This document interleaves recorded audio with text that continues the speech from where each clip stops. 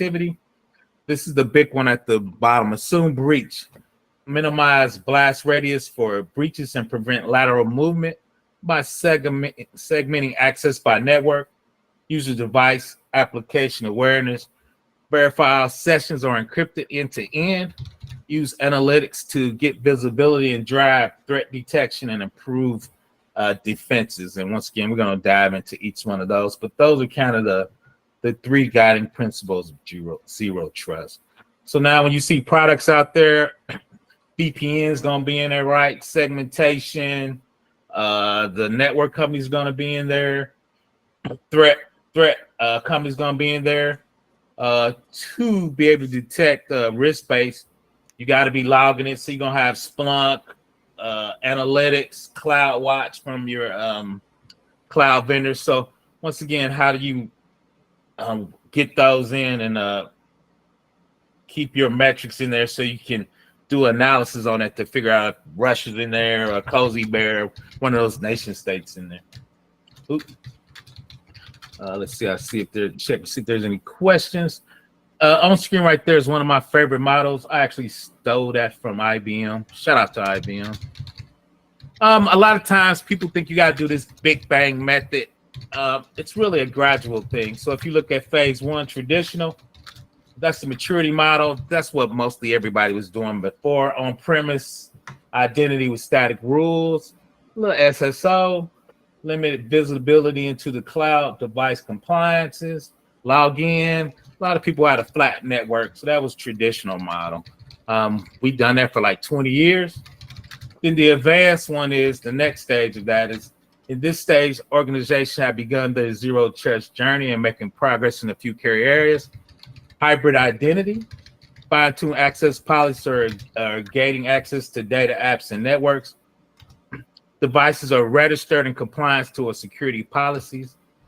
Networks are being segmented and cloud threat protection are in place.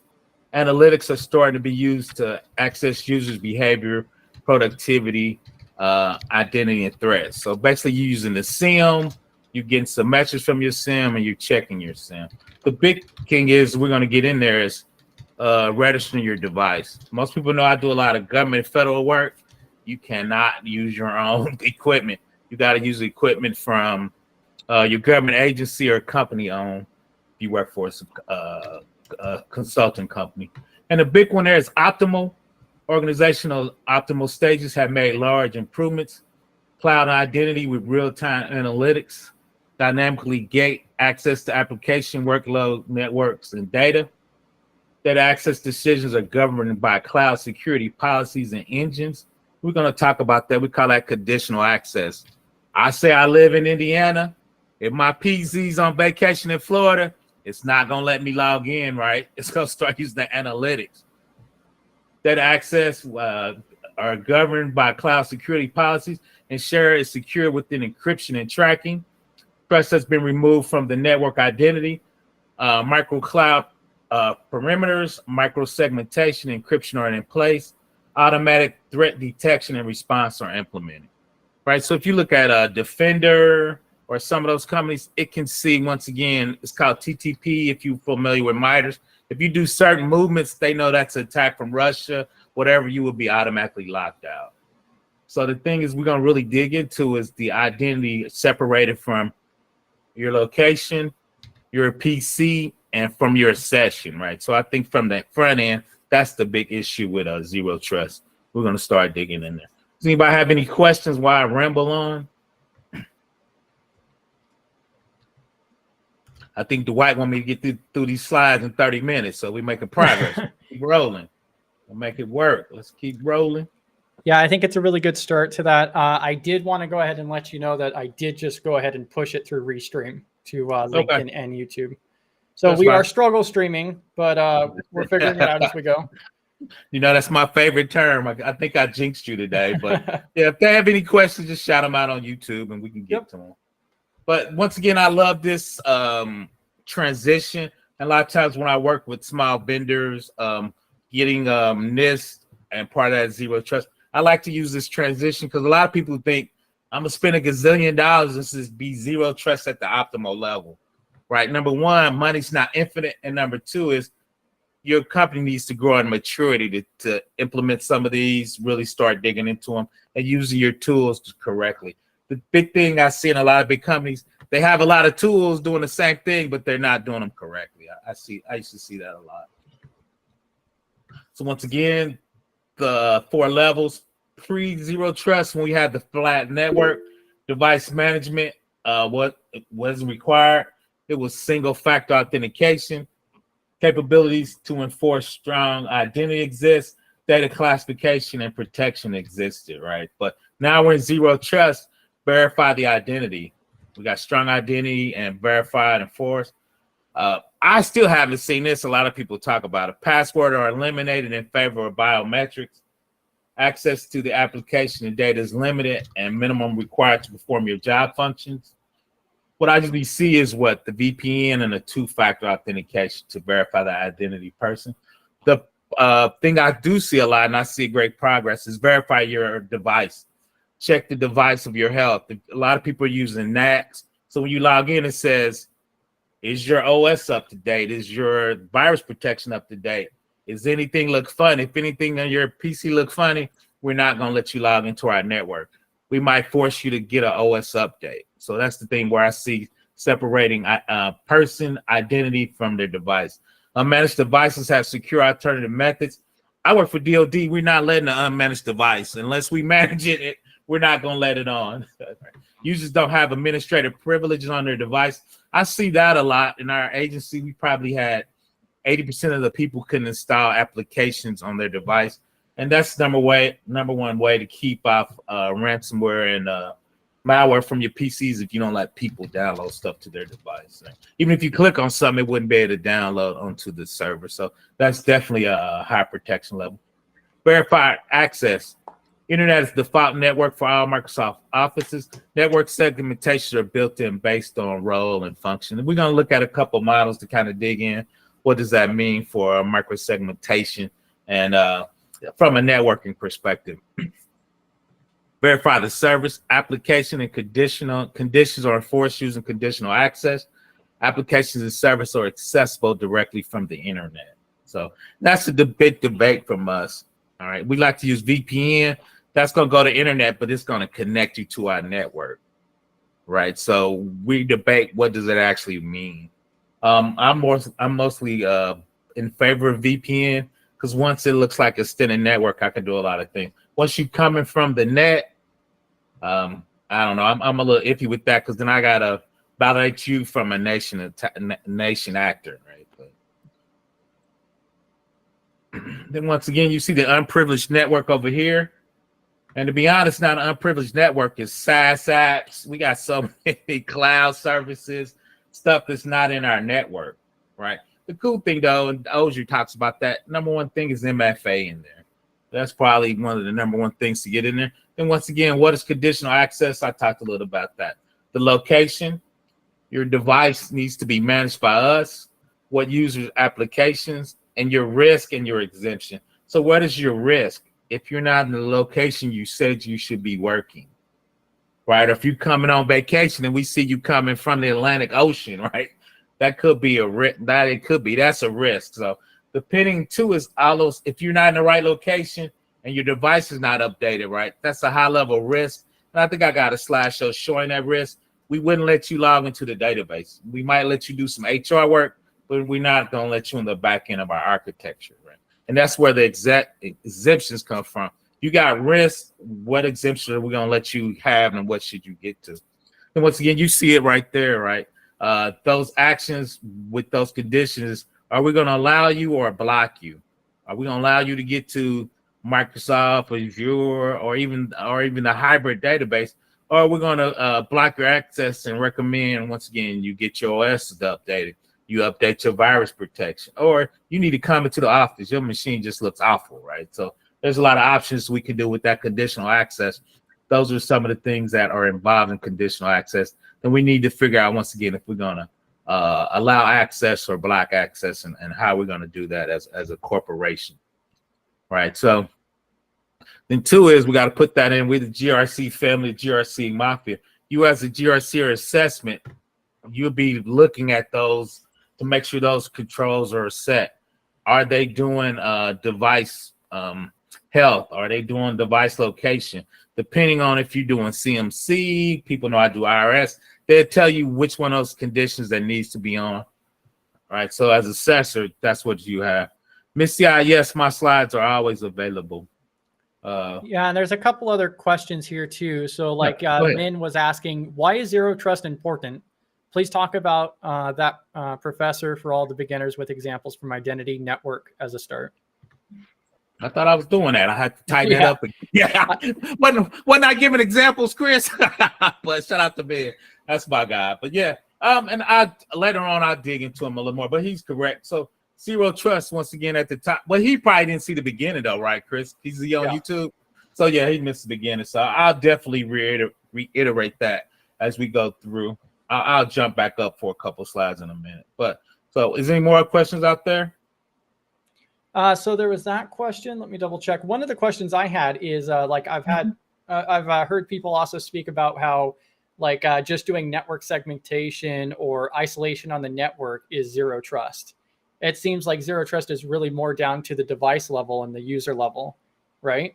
Well, like we just talked about, not going there. Remember that slide where I did traditional, but so I think those are the phases, right? I don't think there's an end game to zero trust. I think it's where you are on that bridge. Let me flow back to there. But that is an excellent question.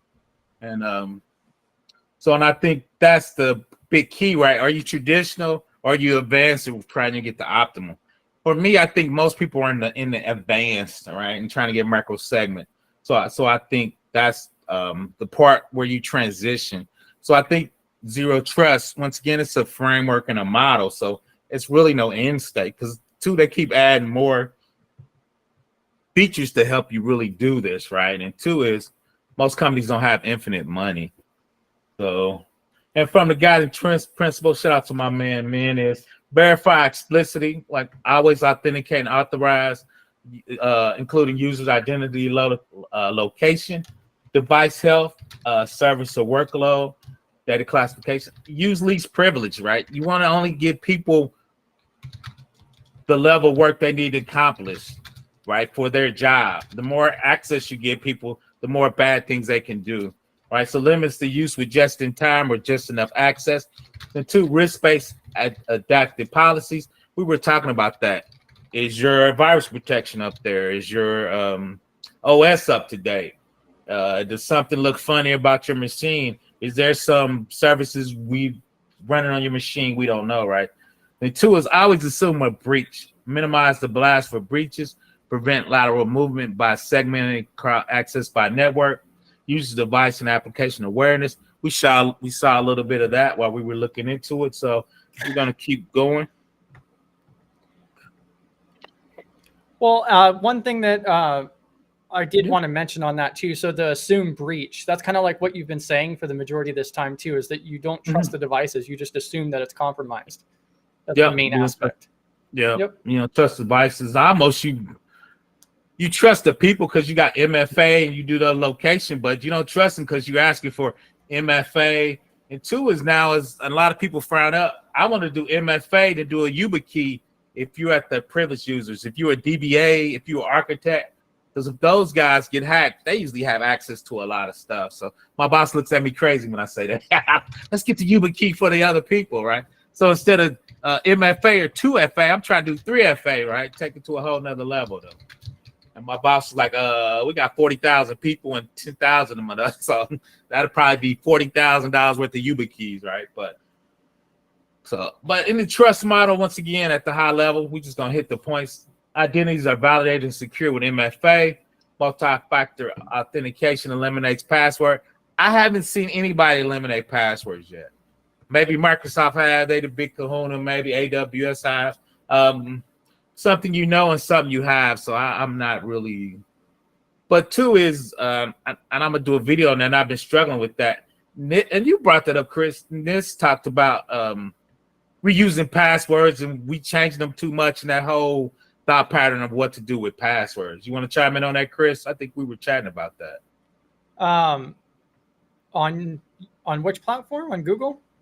No, I think on whatever we were just discussing. NIST put out that thing about we were changing passwords too often at 60 days. Yeah, what's your Oh thoughts on yeah. that? I'm putting you on the spot. My bad. I'm putting you Oh on the no, spot. you're fine. Yeah. What's your thoughts on that?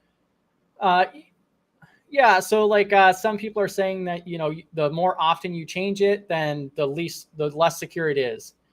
Just because then you're having to relearn that password over and over again, or otherwise, or you're changing that password and then your device could be compromised. And you're writing it down, they said. Yeah, So writing it's it more down. likely to be left down. Let me respond to Chef, and I agree with Chef, but we came to the decision when I ain't gonna say what agency was at. The old ladies were complaining. We were like, okay, if they write the password down at their desk and at their home, somebody would have to break into them. So we assumed the risk of them writing it down. So we were going back and forth. Go ahead, Chris. Oh yeah, you're fine. Yeah, and so like that's where I really see the value in the security keys, like the Yuba keys, is because then that adds that additional level where you have to have the physical device at least. Now the downside with that is, who's to say that they don't leave that with their sticky note with their password written on it? Yeah, somebody said there was 10. Who put that? Said there was 10 in the lost and found. He said when he volunteered, he found 10 hardware keys and Yuba keys and lost and found. Jesus. I was hoping those were not active anymore, but I don't know if I want to ask that question. Yeah, yeah, that's kind of sketchy. Yeah, so let me keep rolling. But yeah, so I'm really rethinking my thought pattern once again. I've been in the game and I've been changing my password 60 days for 20 years. So I'm just ingrained into me, right? So I think new research said that's not the best way. But once again, I'm an old dog, so trying to get some new tricks. Like we talked about, devices are managed and validated as healthy. Validation is required. Our device's operating system meets requirement minimum health status conditional access to any Microsoft resources, right? So once again, OS, your virus protection, malware, we're just looking for certain things. And two is, since we manage it, we know all the services running, so we can check all the services running. So if you have an unknown service, we could just stop you from getting in, because obviously that could be malware, ransomware, or hacker got taken over. Telemetry is pervasive. This is a new thing for me. Pervasive data of telemetry are used to understand the current state, identify gaps in coverage, validate a pack of new controls, robust and standardized auditing, monitoring capabilities of core requirements, uses device applications, services. So really what that means is you're going to give Splunk a shitload of money, because when somebody log in, log off, if somebody tries to log in your machine 30 times in a minute, obviously that's an automated brute force attack. So we should lock your machine in quarantine. But to get that, you got to log all that stuff to be able to do that type of monitoring, right? The cool thing is, we was talking about STIGs, and somebody asked me, the STIGs tell you on each device what they want you to monitor, right? So if you're in a database, log on, log off, failed, if you're doing a high privileged account, so they look at all that stuff. Least privileged access enforced, limit access only to the application services to perform the job functions. Access to solutions provide a broad access to the network without segmentations or scope to specific resources, such as broad access VPN must be eliminated. Just because you got VPN, right, you still need to figure out what services are you doing. So that's one thing we did at DoD that was harder than I thought is, what do you need specifically to do your job? And right, to go through all those job functions and say, you only need X. And two is, a lot of people get promoted and go to different areas, different teams. When you leave that team, those permission needs to leave. A lot of times people get special projects and they get this extra permissions that never leave. So I see that a lot. So The overlap of PCI in this is astounding. It's just crazy. Oh yeah. Well, PCI stole all the good stuff. I think PCI sucks. We can talk about that later. But yeah. If you look at all the major compliances, there's a ton of overlap. If you look at NIST 800, NIST CSF, ISO, CMC is probably 60% of this. PCI, GDPR still from a tech stop. They're pulling a lot of stuff. But yeah, all those, that's why I tell people, me and Chris had this conversation when he first started. You really just need to master a couple big compliances, then you can do the rest of them. If you can do 53 which is NIST one, which is a subset of, a subset of 171. 171 is CMC, right? So all of those go together, and like you said, it's a huge overlap. I really think PCI is only half of NIST 800-53 though.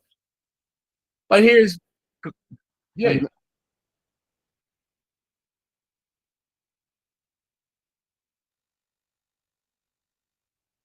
I'm shutting it down, but I always through the end we can talk about cost. And two is I've done, and I can pull up some other slides. I actually did a poor man's zero trust using, and I can go Cisco Duo for I think $8. They give you the front end, a lot of identity. They give you MFA. They give you device, and I think they give you a device identity for like $8 a user a month. So I did do a poor man's zero trust, so we can dig into that after. I always try to think about if I shouldn't say poor man, if I'm a small organization, I don't have the big budgets, but if I'm DOD and I can get Splunk and Archer and all the biggest products in the world, how would it configure it? And if it's just us and a study GRC family on a budget, how would we do it, right? So I like to look what open source products we do. So all of that's out there. We can dig in a little bit of that. Once again, I stole this from Microsoft. I'm going to give those credit. I love this zero trust. Once again, you got the identity. Then the organizational policies, threat analysis is the Splunk, the Archer, CloudWatch, Elk Cache, which you call. Then on the back end, we're gonna dig in there, right? Classify, you're gonna encrypt, adaptive threat protection, that type of stuff, the heavy dollar type stuff. So we keep rolling. I'm doing a bad job on time. Let's keep rolling.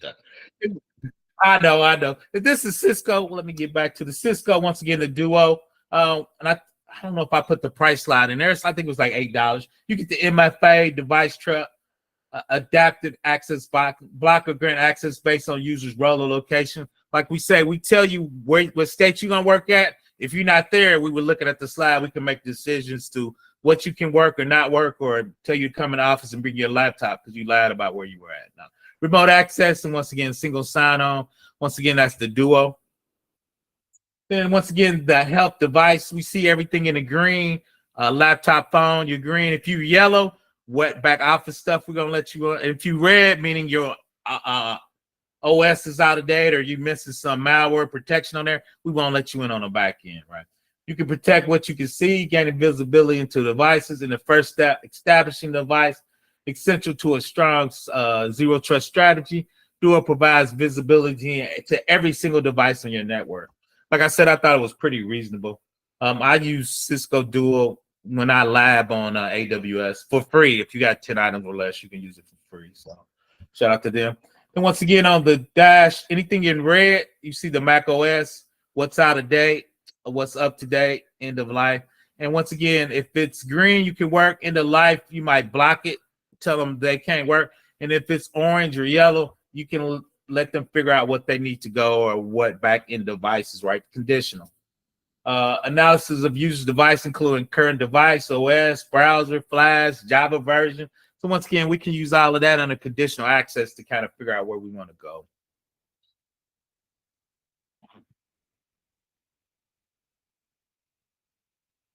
Now, but it's not really zero trust. It's what they do for their MFA and their devices. What they do meets a zero trust, but let's be honest, they call it zero trust, but they've been doing that for years. You can do your devices and check the OS and check all of that.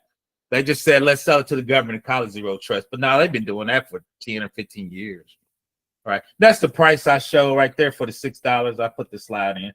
So you get the Duo push, you get the passwordless authentication with single sign-on, you get security keys, and you get telemonopoly credits, $100. So there's a lot of things for the $6 a month. Once again, you talked about money, but once again, in the front end, that device, your session, identify you and your device, you can do a lot of that for $6. So once again, the poor man budget, or AKA you're the small company trying to grow up into a big world.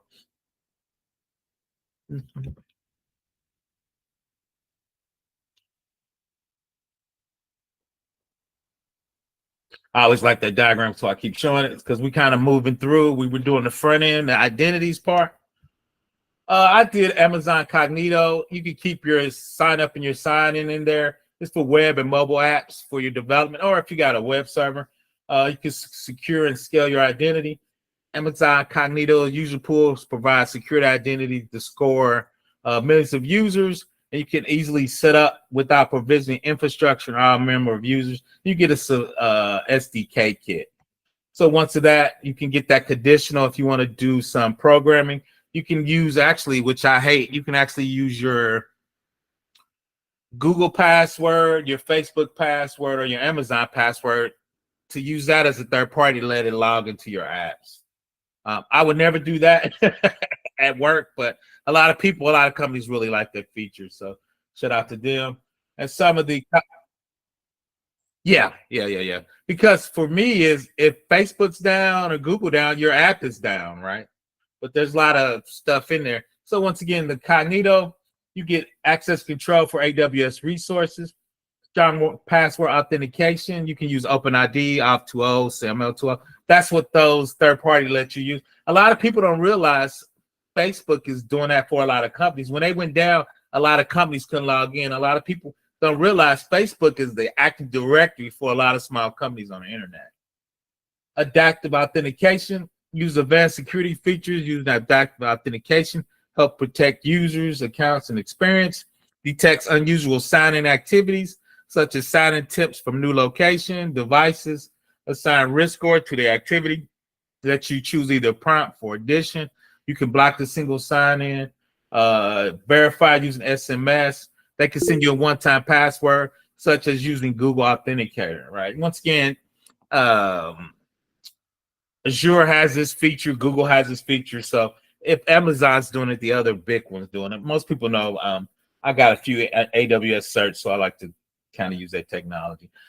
Protect from compromised password. Advanced security features in Amazon Cognito helps you protect applications from unauthorized access to their account using compromised credentials. They go out on the dark web and figure out if that password was used or that username out there. So once again, when you and it's pretty cheap to use Amazon Cognito.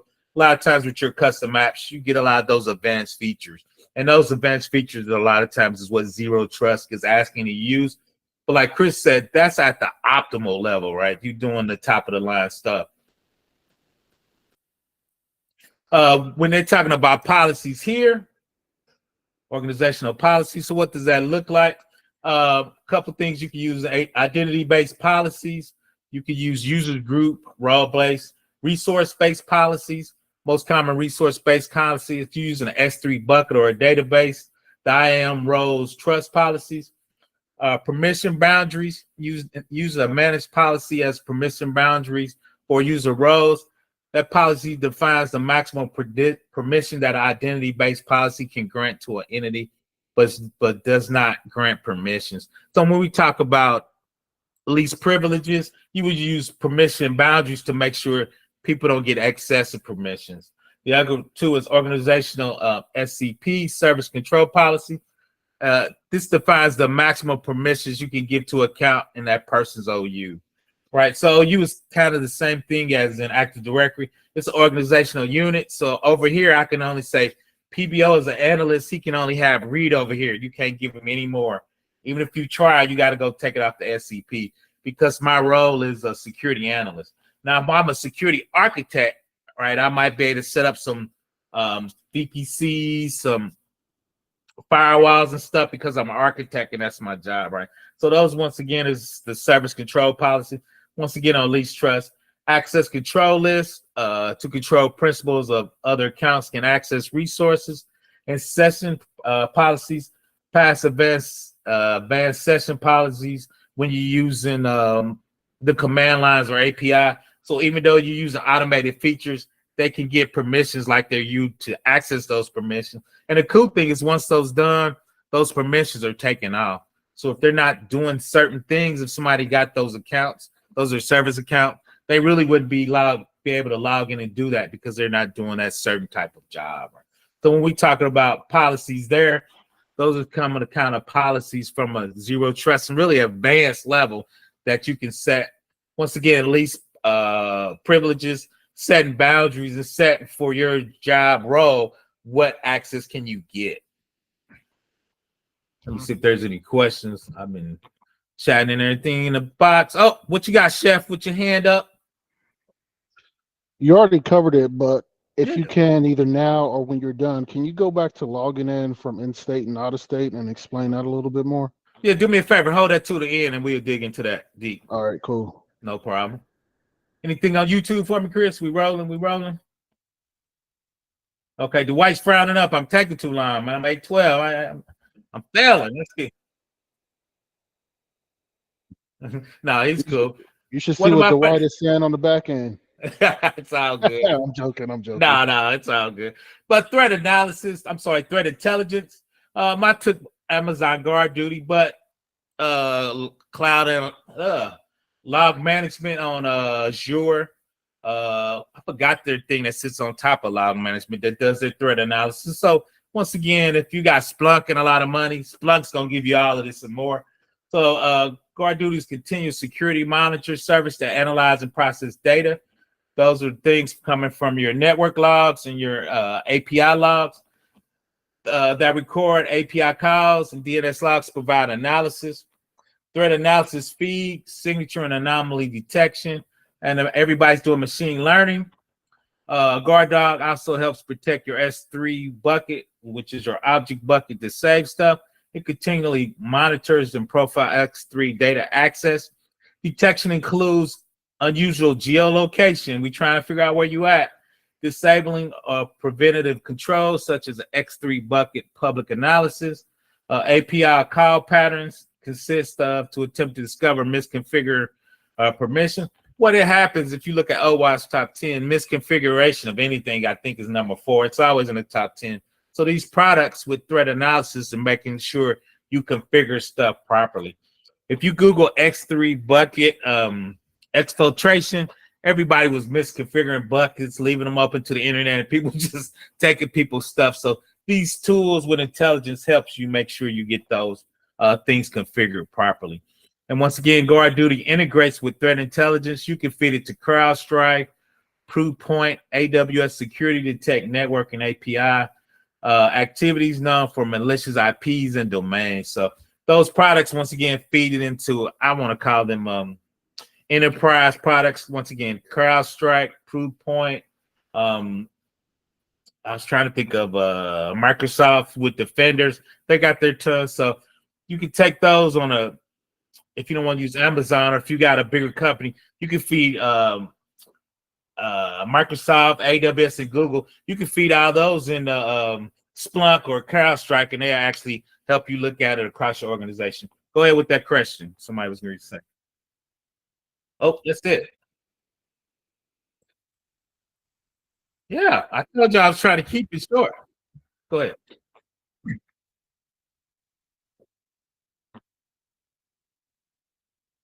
Yeah, Sentinel. That's what I was trying to think of. I worked on a little bit of. Yep, Sentinel. Sentinel's a SIM. Yep. Sentinel's in competition with Splunk. Splunk's the big dog, though.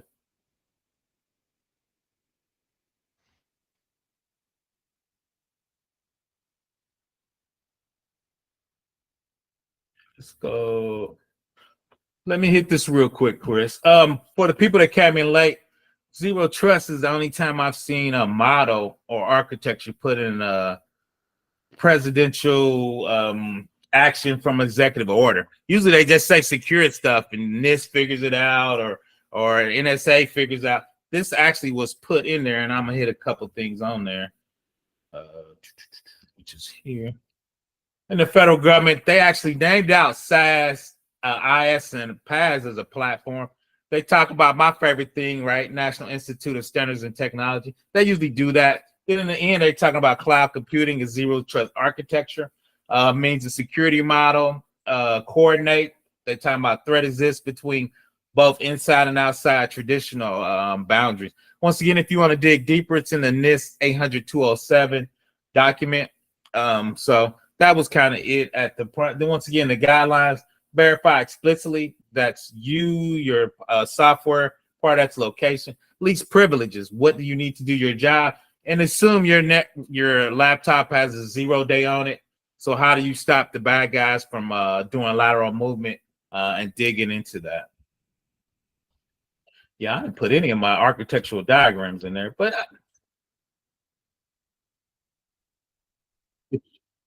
That one, this one, yeah, yeah.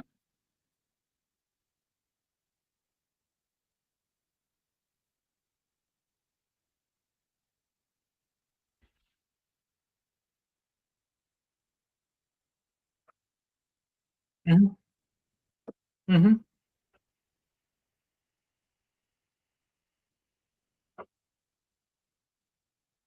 Yeah, but what? Yeah, but my only, and you're correct, but my disagreement is this one, right?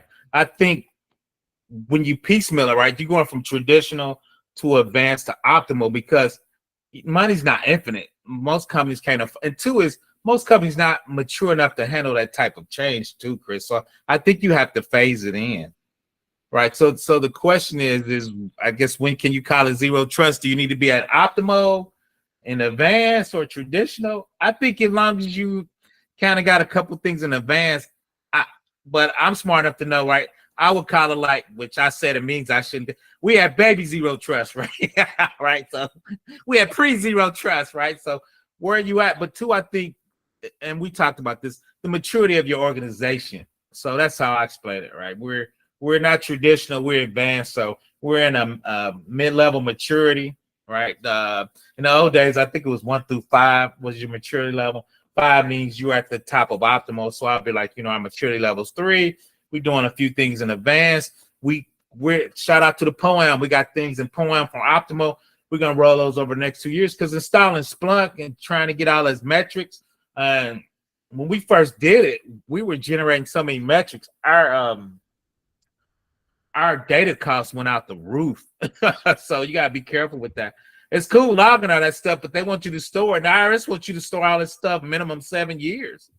So you got to be careful with how you're gonna once again mature into that. So I think, Chris, for me, it's the level of maturity. That's why I like this model. So I think you can be zero trust at the advanced. I just think you need to say what level of maturity you're at when you're doing your zero trust.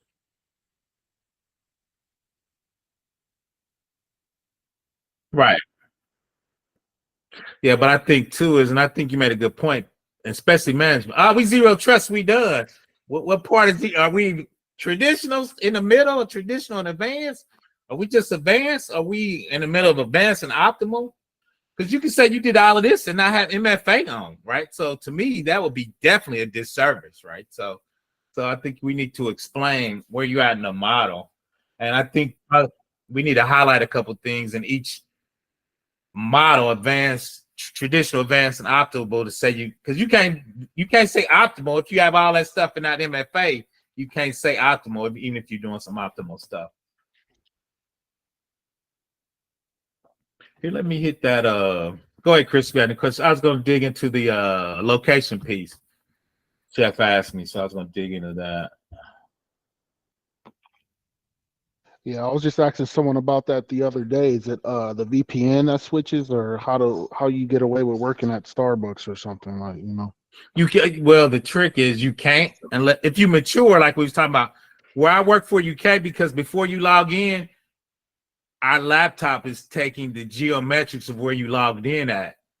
So Is that only government or even regular other companies too? regular Smaller companies could do it. It's just if they want to pay for it. Remember, I showed it on that. I think by Cisco had it on there for $6. So it just depends on what level of maturity you. Oh yeah, I saw that page. I didn't know it Yeah, was included in yeah, that. yeah. So I think you get adapted policies, which is you see at the bottom, role, location, and more. And I think we get that for the $6. We can do that on a budget. I think we get that on a budget. I think we get it on the $6. The most I think it's on the. So yeah, so that's what it is. So a lot of times, So there's no reason not to add it if it's only $6 because most people don't know that. when you get into training and all that, sometimes that could be up to 5,000 per person. Oh Depends yeah, on what you're training. yeah. A lot of times though, people and I think Chris mentioned it. People get analysis paralysis with zero trust. So I think they overlook things or they're trying to do this huge big bang. So I was like, what can we get easy? What's the easy left? So for me, it'd be Cisco Duo. Shut out Defenders got all of this. You can get that for $6 a day. So what can we check locations? How can we check your identity? How can we get your VPN in? Right. So And a lot of times too is, once again, I think zero trust. Even if you have VPN on it, it can take the location of your laptop.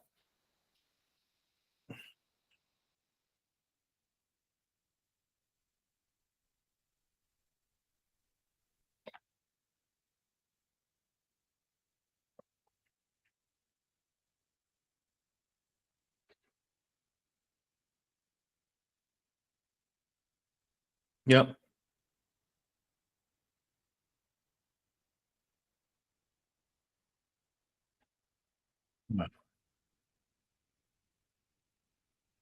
Yeah, go. Yeah, I was gonna say go through another 9 on that, because two, like you see, and that's one reason I like the slide. It's broken up into the pieces you need to get, and two is that the optimal piece too, right? So here, right, you can have the front part is the identities, right? And you could be doing nothing in the middle of the back end. I didn't really dig into the back end, right?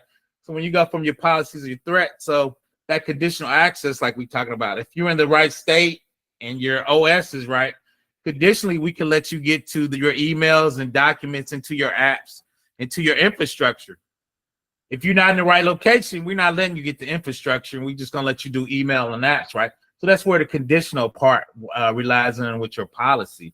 So what those together is going to give you a risk level, and that risk level, I thought,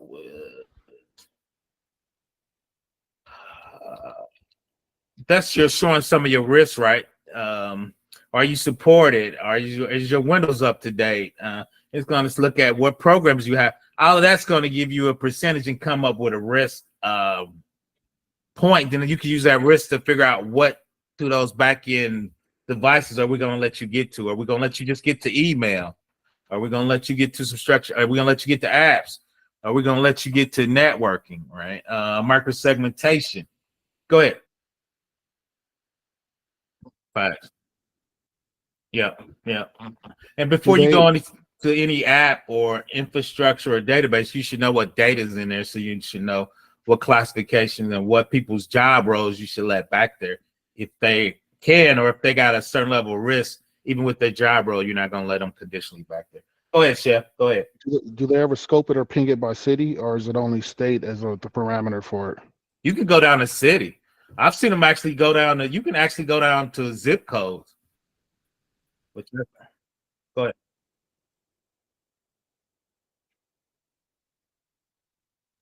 Yeah, yeah. And that's just for clock in, Chris, you were saying?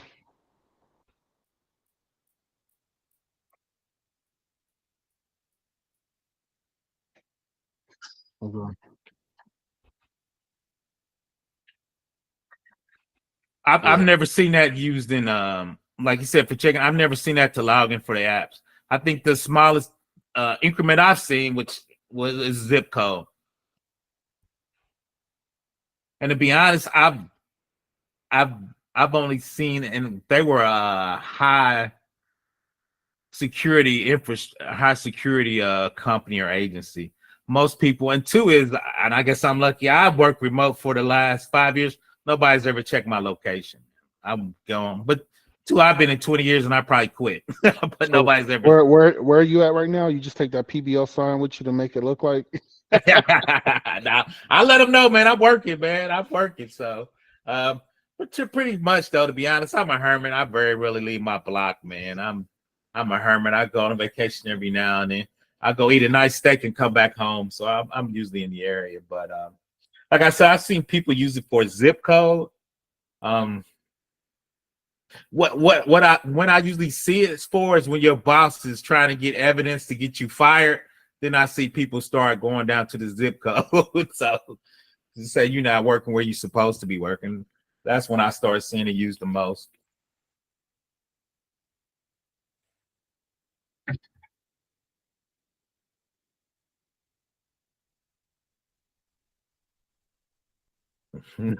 Wow.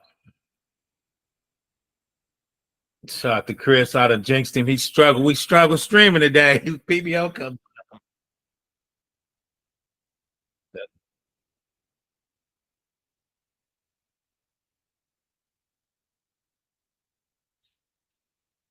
Chris, real quick, I'm gonna give the slides to you. Can you post them somewhere if somebody needs them? You want to handle that? Okay.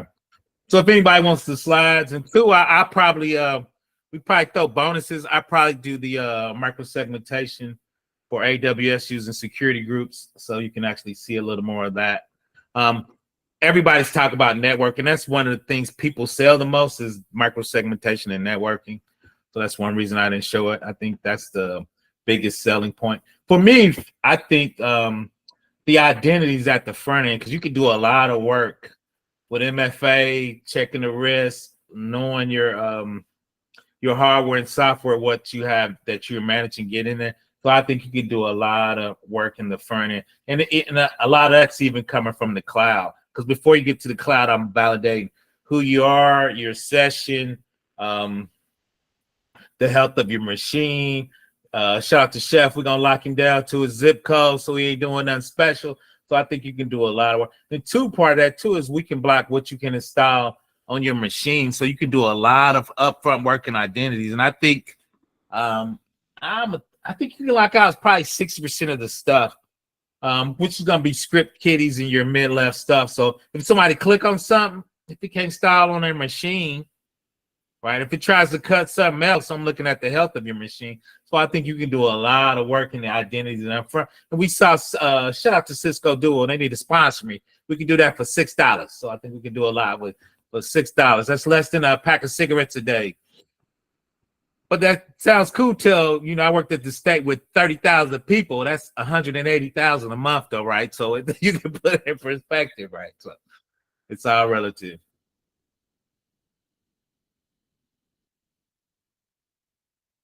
Yeah. Too much stress on you, my bad. Too much stress on you. I'm joking.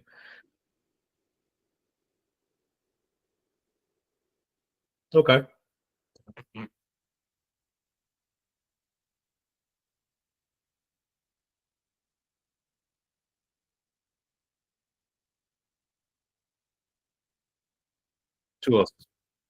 207. You can, yep.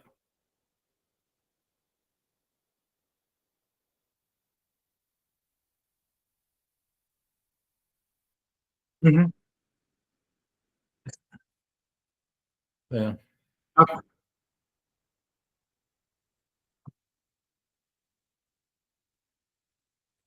Uh, yeah, that's a good question.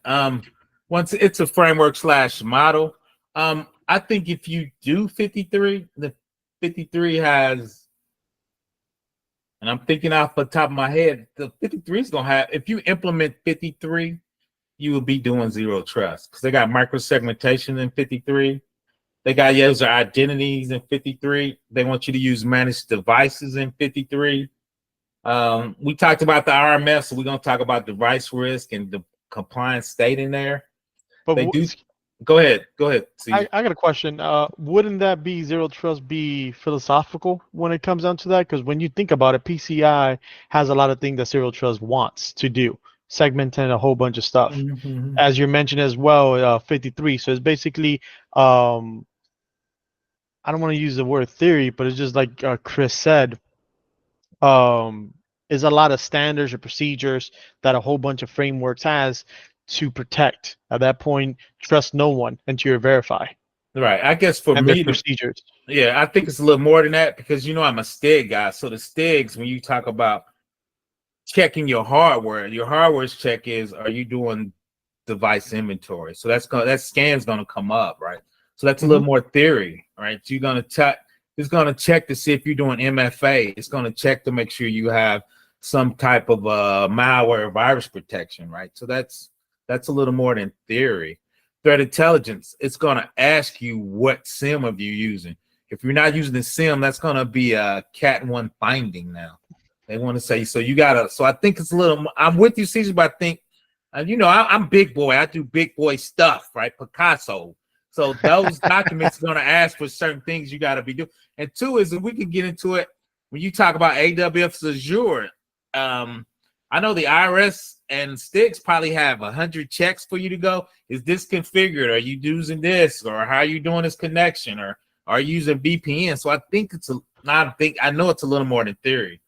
right? I think what makes it theory is it's gotta how business talk about it. And then we never talk about rubber meeting the road. For me, that's the Correct. STIG. Shout out to Chris. I think he likes the CIS checks a little better, but those tells you what to actually configure on those particular devices, right? So that's why I love NIST, but I want to roll my sleeves up and get dirty, right? Let's get to the architecture stuff.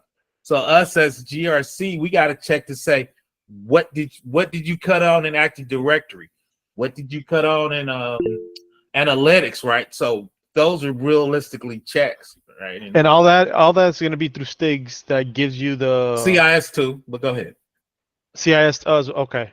Yeah. Okay. No. It just basically tells you what to audit at that point. Yep, it's going to, but it's two. It tells you what to cut it on, but it might break an app, right? Then we got to do a compensating control, right? But that's a bigger discussion, right? But theoretically, we can click the button and say we're going to harden this machine. We've done that at DoD, and half of them didn't work, right? Because we had to say cut this off so it won't break this app, right? What's the compensating control, right? Because of the way I see it, basically you have all these standards and then you have all these frameworks. So the way I see it is when Zero Trust got popular a couple of years ago, it's fairly new compared to everything else. The person that made it basically got everything that standards and frameworks have that says segment or just verify, trust before verify, and then that's where the Zero Trust came in. So Zero Trust has everything that standards and framework already have. So that's the only reason why I was just saying is more philosophical in that portion of it. Obviously, you need the proof, but that's why you have the PCI. That's where you have just the STIGs, just like you're saying, and 53 as well. When it comes down to that. Yeah, but I think from a GRC perspective, we talk a lot of policies and frameworks, right? But when you get down to the nitty gritty, what controls are you cutting on an Active Directory to implement that, right? And we talked a little bit about what STIGs are you doing to implement, like that control is going to roll up into AC, right? Which is going to be part of Zero Trust. But that's why I like to talk about STIGs and the CIS checks, because that's what you actually configure to secure stuff, right? We talking security, but ain't no switches click, right? What do you put on your Oracle database? What do you put on your SQL Server database? What switch do you roll up that's going to roll into AC1? It's going to roll into STIGs, right? Yeah. Right. So STIGs tells you what to do, and then you use the framework, and your end is your big boy 53 to tell you basically how to implement it. Right. But see, and I think that's the part I try to bring together. We not really, but to make you at a senior level, you need to put those two together. I think people talk about NIST and Zero Trust, but how do you really implement that in real life to make the record secure, right? Like you said, we talking as a theory, as a model, but what do you need to do in real life to stop Russia, to stop Cozy Bear, to stop all those nations? Can you answer that question? Yeah, you do the STIGs. You do those type of checks. You do MFA. For me, all of those are in STIG checks, and they tell you exactly what to do. Now, let's be realistic with the STIG. That's going to take you 80% of the way there. There's always novel attacks, people looking at X-rays through MTs. They come up with something different. That's going to stop 80% of the attacks, right? Because can you link it there? The STIGs. Can you put the link there? Actually, I wanna dig a little more into the STIGs. Chris, do me a favor. Do the STIG viewer. Just look up STIG viewer. It should show you all the technology. Yeah, okay. You are on top of it. But yeah. I've done a couple videos on that. If you want me to do something a little deeper again in GRC, we can go. Somebody asked me about the STIGs the other day. But yeah, that's it. What's up, Chef? I'm sorry, Caesar, you done before I switch to Chef? Yeah, definitely. That's something new that I'm gonna be digging, and it's pretty good now. Just because when we do that, do STIGs and whatever framework we need to deal with or standards.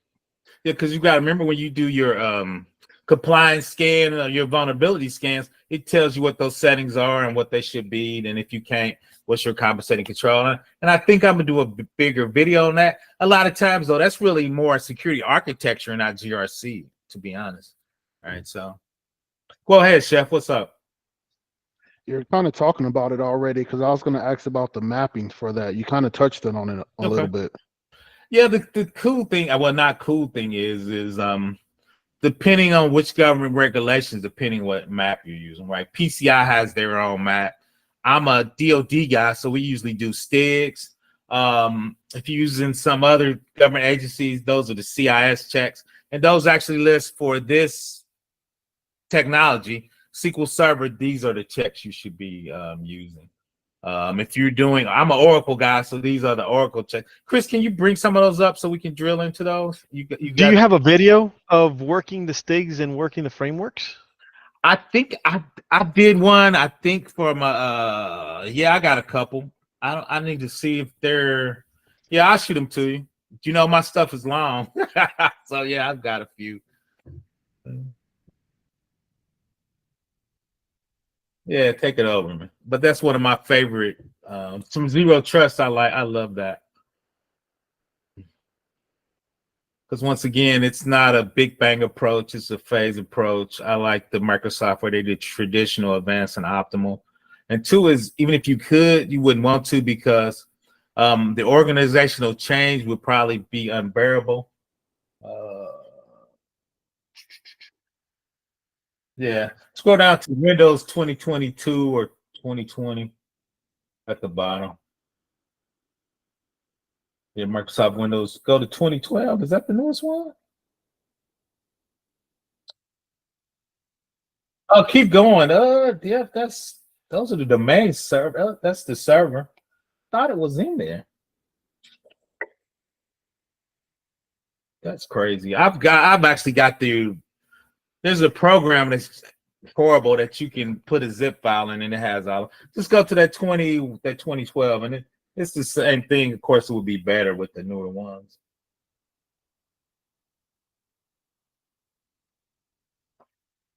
That's crazy.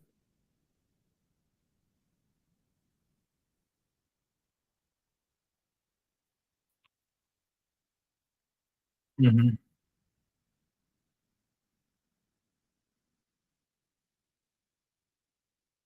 Go to Windows 11, Chris. Go to Windows 11.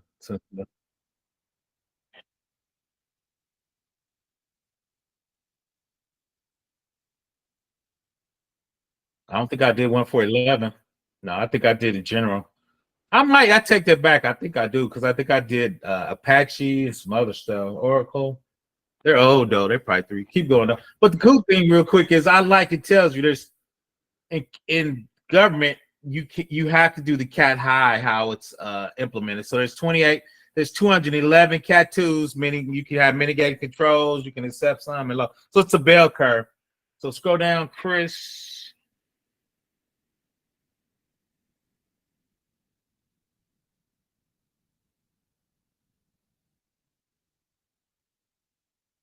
Mm-hmm.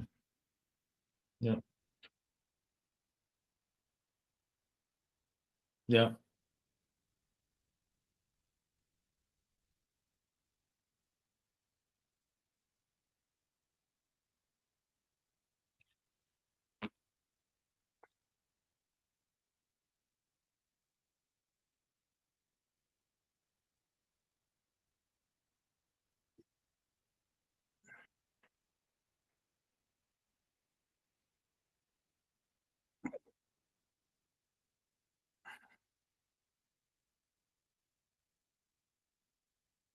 And the cool thing about that in real life, you would scan it, right? You have your scanner would come back and says these highs are finding they're not fixed, or these mediums. So that's a lot of times you got to think how many is 300. So if you have yeah, I think it's 300. Oh, no. So go ahead, Caesar. I got a question. So basically, when we do this, let's say we need to do the example that Chris was telling us to do, right? Who does it? We do, or No. that's going to be IT? No, that's going to be IT. You wouldn't touch that, man. To We be don't touch honest, that. I don't even, because I'm decent at it. That's a level of technical expertise, right? You're going to break some, right? So they have system admins and cloud engineers that do this, right? USGRC, though, you come through and say, okay, you have 20 cat 1s and 30 cat 2s. So then you can say, this is the risk of our organization, and this is why we need to settle. Right. And in big organizations, a lot of times I say we need to fix this. We have a whole PM organization that gets that scheduling, because you got to test it, because we got apps on top of it. You got legacy apps. So you got to make sure you're not breaking stuff, even on a PC. So they got to test all the apps as an organization. We had 200 apps. So every time we did a big STIG, we had like 3 or 4 people. Then we had one person in each division to check it out. So it's really a big deal. Yeah.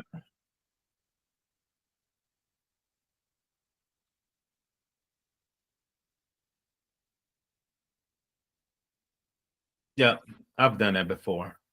A lot of times too. Give them the problem with a solution. Yep. Yep. Yep.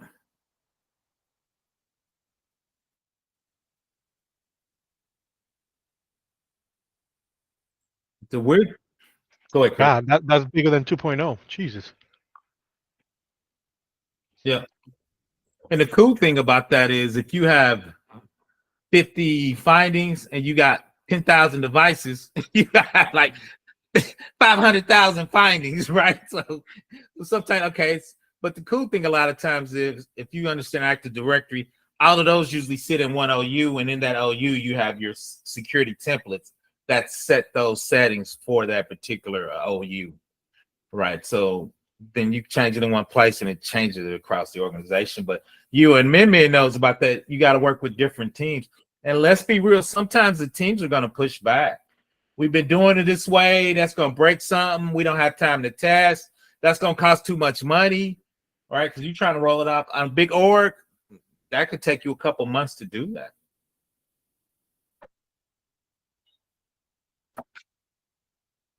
Mm-hmm.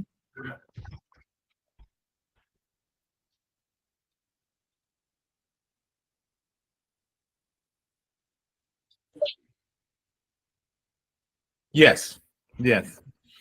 I do it all the time. I got AWS and I work with Azure because if you go out there, there's a spreadsheet. Just Google it. They'll tell you what the service is for AWS and what that exact service is for Azure. And when I looked through the list, there was a ton of overlap. There's probably 2%, 10% AWS side that they did something, and Azure probably had 10% that they didn't do. So now, if you can do one, and two is It's the name that changed. Yeah, especially from a GRC perspective, you need to understand the service. You're not configuring it, right? You know there's STIGs, you know there's Active Directory, you know there's an OU, right? You don't need to understand every configuration in there. That's the admin or the cloud engineer's job to do that, right? So you work with them, and you're gonna assess that to see where you at as an organization, right? And what you got to do is those findings in high and low. That gives you kind of a risk indicator of what risk you're accepting as an organization. If you got 6 or 7 Cat 1s, those are usually being attacked in the wild. Your organization's at a high risk of being attacked, right? So those are things as a GRC analyst and talking up to management, what you kind of need to kind of figure out. Let me know if that makes sense. Anything else in there, Chris?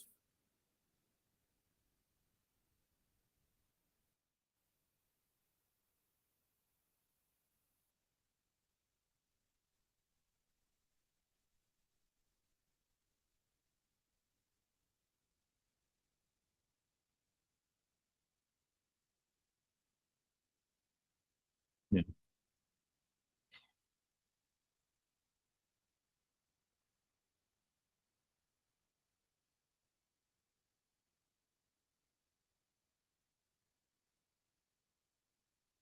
Chris, put my screen back on. Then I can just talk it off of there while you go.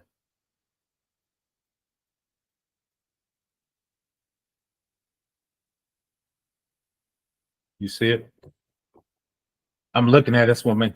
So yeah, from his, like you said, identities, that could be Windows Defender, that could be Cisco Duo, that could be a ton of open source things, right? Your threat intelligence is really your SIM. That could be Splunk, that could be Elk Cache, that could be open source, right? So how you implement each one of these kind of requirements from a zero trust, you can do that with different technologies and knit them together. Of course, Microsoft says we got everything. We can get Sentinel, you can get Log Monitor, you can get Defender, right? So they give you pieces of this, right? AWS said, oh, we got everything from the identities over, right? Azure says, hey, we're with Microsoft, so we can do everything. So each one of these are could be different models, different technologies, different architecture, depending on how you want to set it up. And two is the big deal is unless you're a mature organization, you're not going to do all this at once. That'd be too much change. So you probably do your VPN and your MFA. Most companies have that. Then two is, what's the risk of your identity? We talked about looking at Cisco Duo. Is your OS up to date? What's the health of your organization? Shout out to Chef. He wants to be on the beach working. We can't let Chef do that. We check it on his location down to the zip code, right? So each one of those are features or models that you would put in, but you don't have to do that at one time. Or two is, you can piecemeal it until you get somewhere where there's a more inclusive, I guess, product, a la Microsoft, a la, I think CrowdStrike's got a ton of stuff. I was trying to think of the product.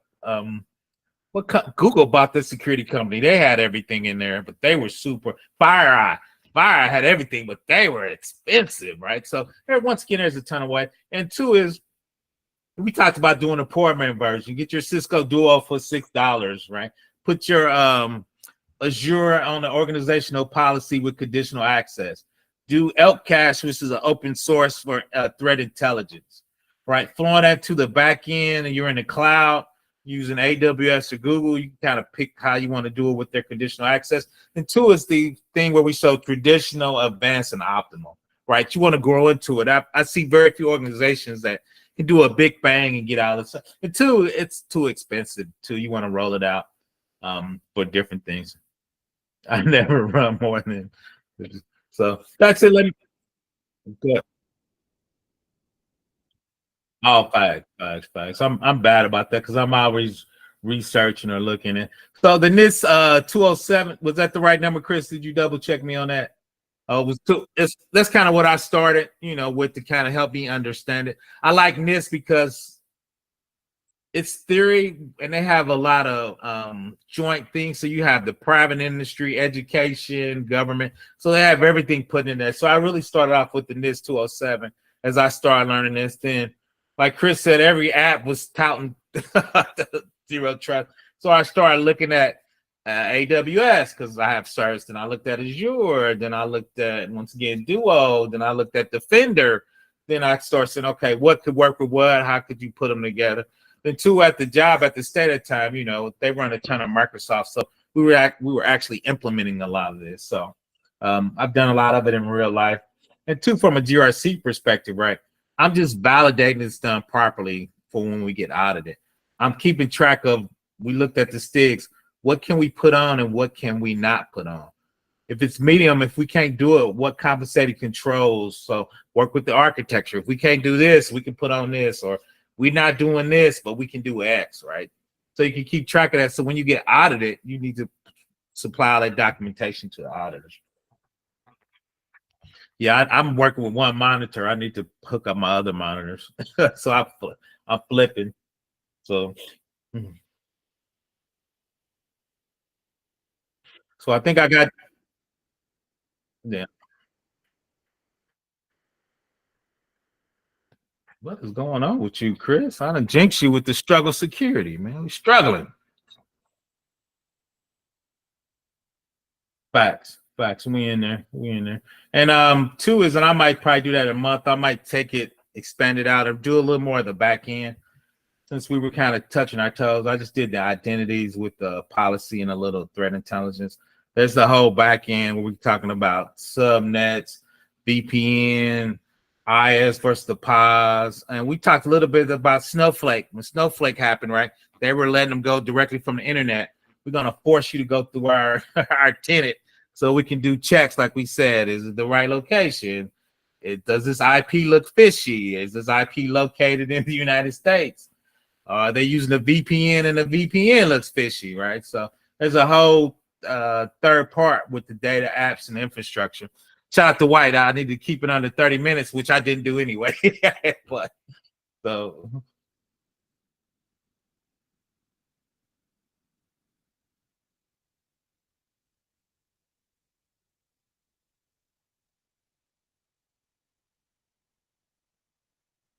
yeah, give Chris a one in the chat. He sound like he in a tin can, but we can still hear him.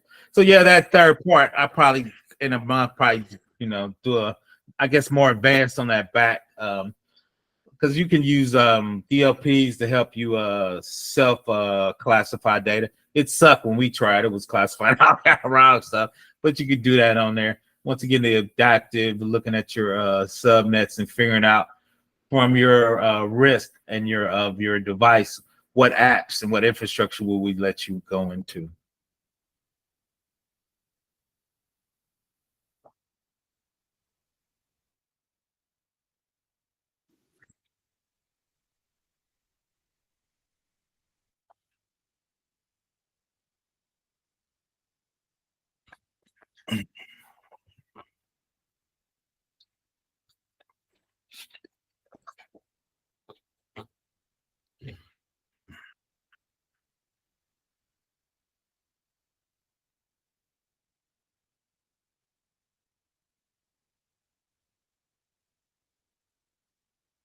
I appreciate it. I'm gonna make it available to Chris so y'all can pull it. And then 2 is we're gonna be in a GRC.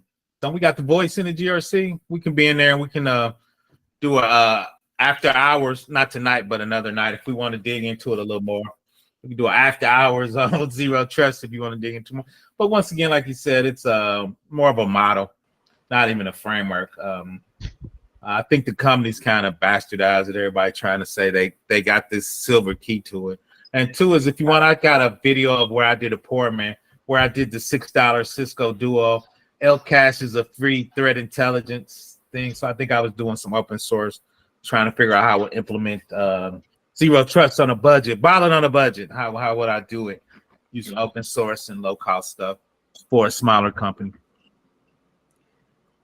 Yeah, and I mean that's one of the other things. I mean, it is expensive to an extent depending on your environment, is what it really. I mean, that's really everything though. If you only have one computer, like it's going to be a lot cheaper, a lot more cost effective. The cool thing, I think the clouds are making it more cheaper for you. Go ahead, Chris. The cloud. I was just going to add. I believe I figured out the microphone issue because on Restream I had myself in the backstage. This whole time. Come on, not in the back. I don't know these tools. I know I'm still stuck. You did, but I need to get my countdown. Go ahead, Excuse me. Hey, I got a question. When can we pitch STIGs to a client or to a job? And yeah, when can we pitch it and when can we use it so we look, I guess, more knowledgeable to the company? More desirable. I would pitch CIS, but I will pitch it off the bat because 2 is, and I think Chris mentioned, and I need to look at the CIS. There's the CIS at level 1, which is like your low, so you can kind of grow into it, right? So you don't have to do. So you think CIS is better? It's easier to use than the STIGs. The STIGs are heavy list. I done had some big dogs get in the shouting matches on the STIG. It's a heavy lift. It's a lot of checks, and 2, unless you run in a pristine environment, it breaks stuff with legacy apps. Then you got to figure out how to figure out what broke, then roll it back. So 2 is STIGs really only ran by DOD. We ran it at the state, but my ex, I'm gonna bring her on. She works at NIST now. So she came from DOD, so she brought the STIGs to the state.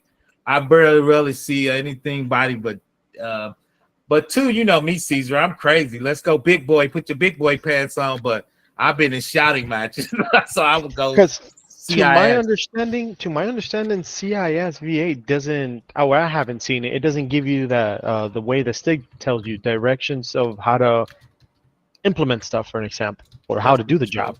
I think it's on there. Chris, am I wrong? I thought the CIS showed you the exact check on there, the exact fix.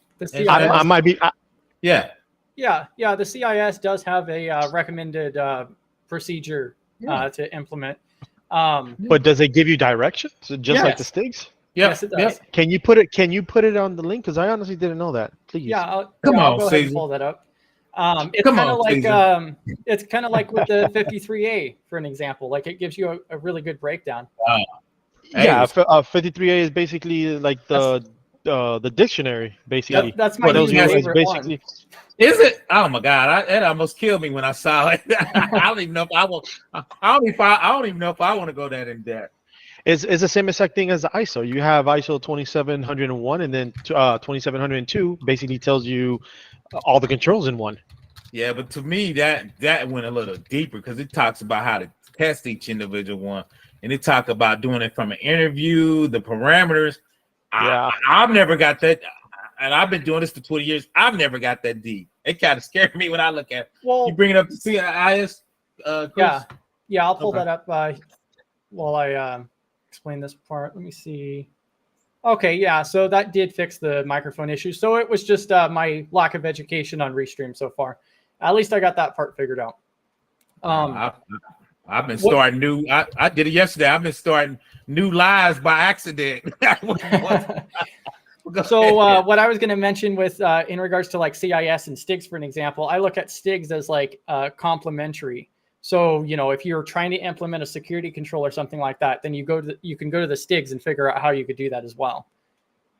So, yeah, I look at it. I see where you got that. For me, though, it's kind of like, let's cut it on and that we're gonna be more secure. we don't have to guess. You know. Yeah. But you're the one that says 53 is more secure because it has more controls. Facts. And I link that straight down to the STIG. So, but once again, though, when you talk about 1,300 controls, most people get overwhelmed by that. Yeah, that's a lot of controls. but me and Jax had a conversation. I asked her, like, how you gonna be secure with less controls? How you argue? How you gonna be secure with less controls? Wouldn't you say one control can do two things? Yeah, but you can't tell me compared to any other. STIG has at least 40% more control. So if I got 40% more things to switch, I'm gonna be more secure by accident from my thought pattern. But I could be wrong. That makes sense. I mean, you have more numbers, you have more stuff. It's just like you said, 1,300. That's people get spooked with that stuff. Yeah, but 114 is a lot, and that's a 2.0. Yeah, but 2 is and I don't know, that's because I'm old and I've done it before and it doesn't scare me. But if we talking about doing security, we talk about this a lot too, and we gonna pivot on that. And I'm gonna dive on that real quick. Is we're gonna do security, let's do security. But let's be realistic. When you go to management, then they care about profits. Security is a cost center. So they try and do it as cheap as possible and being secure as possible, right? So that's kind of a weird balance. Because if you're going to get the feature that's going to make me $1 million or buy a SIM, I'm going to try to make the $1 million to buy the SIM, right? So that's true. So that's the argument. So it took me, because when you go in there, you're like, this is obviously we need to do this for more security, but they're like, hey, we need to make some money to pay people, right? So that's always a tough argument. Yeah, and so like also, I think I could pull it over. Oh no, I can't. Okay, let me do this. So like this is one of the different benchmarks from CIS in particular. There is another document that does actually outline like with the 8.1. I got to find out what the actual title of it was, but like for an example, this is just for NGIX, the web server. Yep, web server. Use it a ton. Yeah, and so it's just like with the STIGs and everything else, but this is focused around with the CIS checks, and they break it all up. So like if it loads, it's loading a little slow there. And CIS is a little more technical than every other framework, I guess. Well, and I think the reason for that is because CIS is it's community built, and then also it's designed to be like best practices and so forth, and for small business. That's one reason why I think it's really good, is because they kind of have an all-in-one. But you could see here, like they walk you through the steps as well. So like if you need to ensure that it's installed automated. So level 1 web server, proxy, load balancer, and they just go through like on the configuration to set it up to make sure that it's also compliant. So yeah, so you would run that script and it would set it up. Scroll back up. Oh, real quick. Chris, can you put this send that in the link, please? Yeah, I can link to it. But you got to remember, Caesar, this is for the NGIS technologies. Depending on your technology stack, you pull down on one that's related. So when I tell people you can have 5,000 checks on on a small installation, that's because each one of those is what was how many checks were in the index? What, 100 or so? I thought it was about 100. Yeah, like 116 or something. Yeah, I've done it before. So I'll drop this in the chat as well. And this is the CIS benchmarks list. This is where I think most people would be going. They have it for cloud. They have it for operating systems, software, a lot of the common things. And then if you go through and you go to download it, then you get access to all of them. And then you just select which ones you want. yeah, one of my jobs, we were looking at Bottle Rocket. So I remember that. I hated that name. I think we were running Docker in the cloud. Go ahead. So PBO, so how when you bring this up, my question is, how can we bring this up in a conversation or pitch this using STIGs or even this one?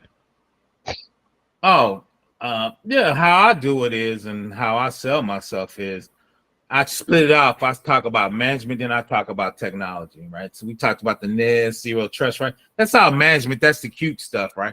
So let's talk about how I'm going to help your technical guys. Your technical guys are not going to guess. We're going to run the CIS checks, and they're going to hit the button, and we can scan and figure out where we are as an organization.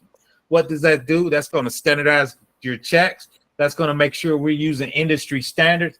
And with this, what we can apply, we can come up with a risk matrix to tell your organization what risk you are taking as a leader, as a CISO, as a CIO. So that's why we would want to use these CIS checks. So this is going to come after we do a vulnerability check. No, you probably do this before, because when you put all of this on, when you scan, it'll be a compliance scan and a vulnerability scan. The compliance scans are going to look at these checks to make sure they're set correctly. Vulnerability is going to a lot of times look at, are you using the proper version? And kind of look at your configuration settings. So you kind of run those together. Gotcha. I'm going to stop asking questions. The wife says no you're fine, man. You're good. No, shit, you know, man. I'm over here drinking my pop. I shouldn't be drinking. My doctor told me I had to give a pop. But I can do that all day, man. Yeah, how's that so that's I suck from the not drinking pop. So, but yeah, so from a GRC perspective, security perspective, I always try to break them up. There's a management side and a technical side, right? So we could talk about policies, procedures, risk, right? That's paperwork. That's pretty stuff. Setting those settings using the CRS or STIGs, that's actually what stops the bad guys, right? So I think a lot of times we get, one of my bosses says something just so profound. He goes, "Hightower, nobody's ever hacked a policy." I had to start scratching my head, right? So that's a policy. Yeah, nobody's ever hacked a policy. Hightower, I go, "Oh, that was clever, Big Boss. That was clever, right?" So because from a GRC spectrum, and everybody know I do a ton of iris put to seven. We do a shitload of paperwork.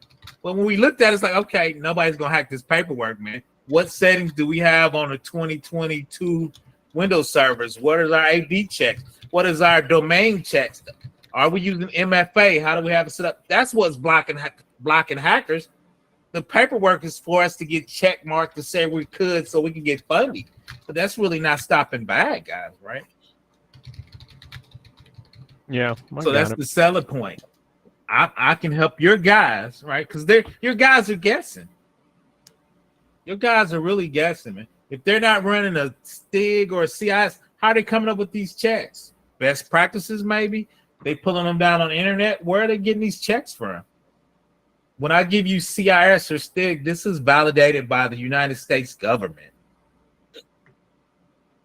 I be selling, man. I be selling myself. I be sounding so good. I be selling myself. Eugene, you got any questions? Well, and the DoD has a lot bigger budget. Not tonight. Okay, you quiet. I got nervous. I ain't heard from you all night. You okay over there? I'm not feeling that great, so. Oh, I'm right there with you. I'm old, but I'm out here shouting it out for Chris. R squared, you all right over there? Is she still in there? Or R squared in there? Oh, I'm good. Okay. We checking on you. We ain't heard from y'all. Now we want the fellas taking over everything, even though I got a big personality. We'll make sure y'all doing okay. Okay. Yeah, PBO, Chef, quite a 30-minute presentation you have here. Hey, I did my 40 minutes, man. I knew, the audience loves me now. I'm just playing. The audience loves me now. No, shut up. I do that a lot, though. Chef, you good over there, man? My brother Chef doing all right? Yeah, I was letting Caesar get some questions in. Oh yeah, Caesar be hogging it up now. Shout out Caesar, man.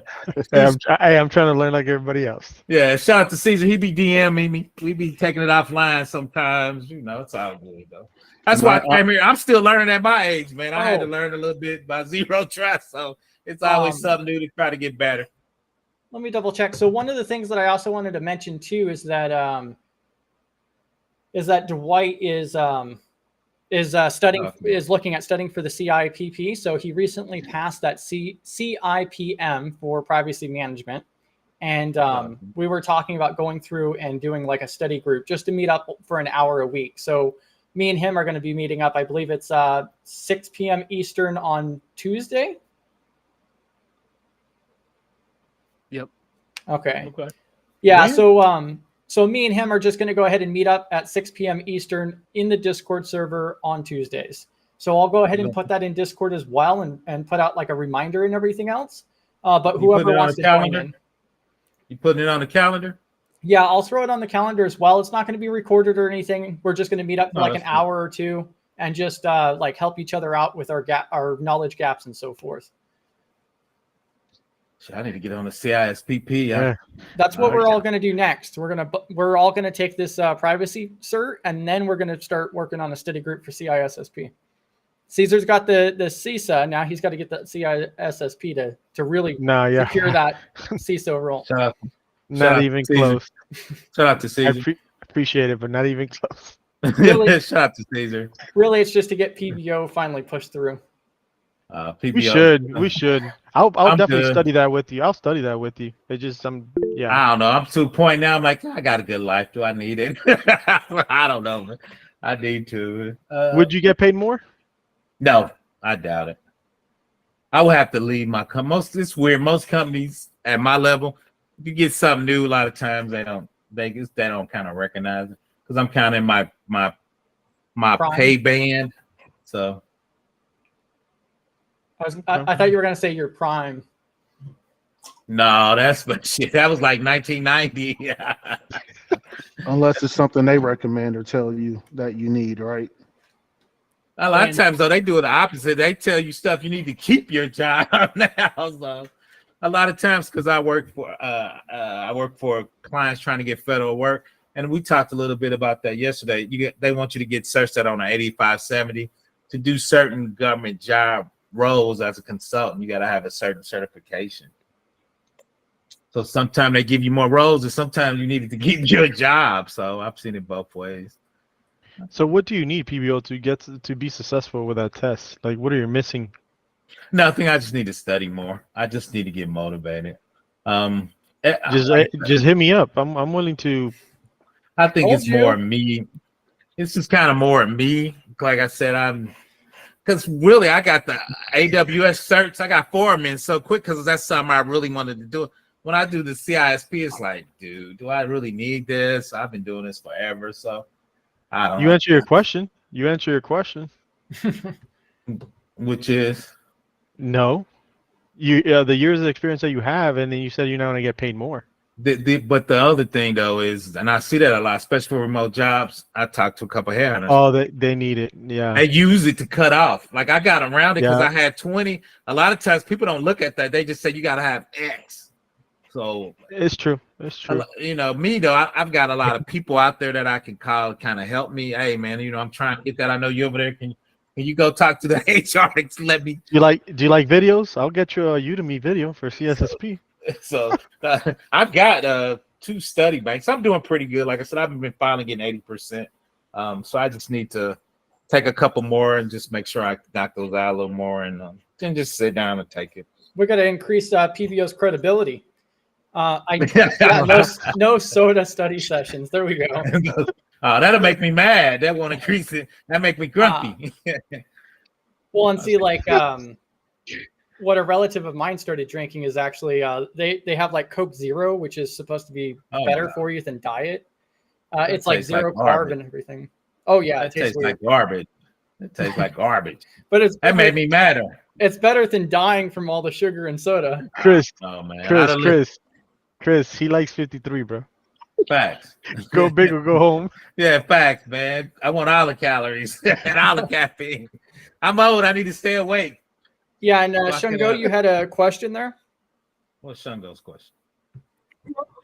For Dr. PBO, I'm going to say Dr. PBO right now. Oh, since no, he's studying no. for CISSP No. and all of these things, and he's doing his wonderful presentation. PBO, what do you got against PCI DSS? I think I heard you say PCI Oh, yeah. sucks. I want to get your input on that. If you look for compare, well, I'm comparing everything to 53. So if you look at PCI, they do for me a lot of basic security.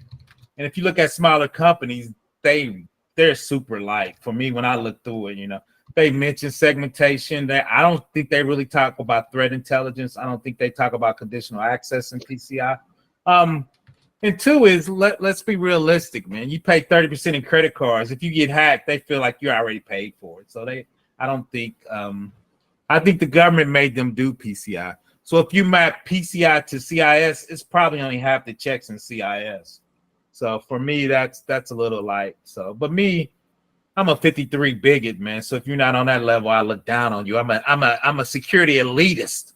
So that's my issue. Not a huge issue, just a small issue, man. So. But when it comes to, I agree with you because PCI is a environmental framework. But when it comes to the credit card industry, it's top level. But when it comes to basic security, it is our level. I think I put it like a level 3 or level 4. What's your But top level? credit card is level 10.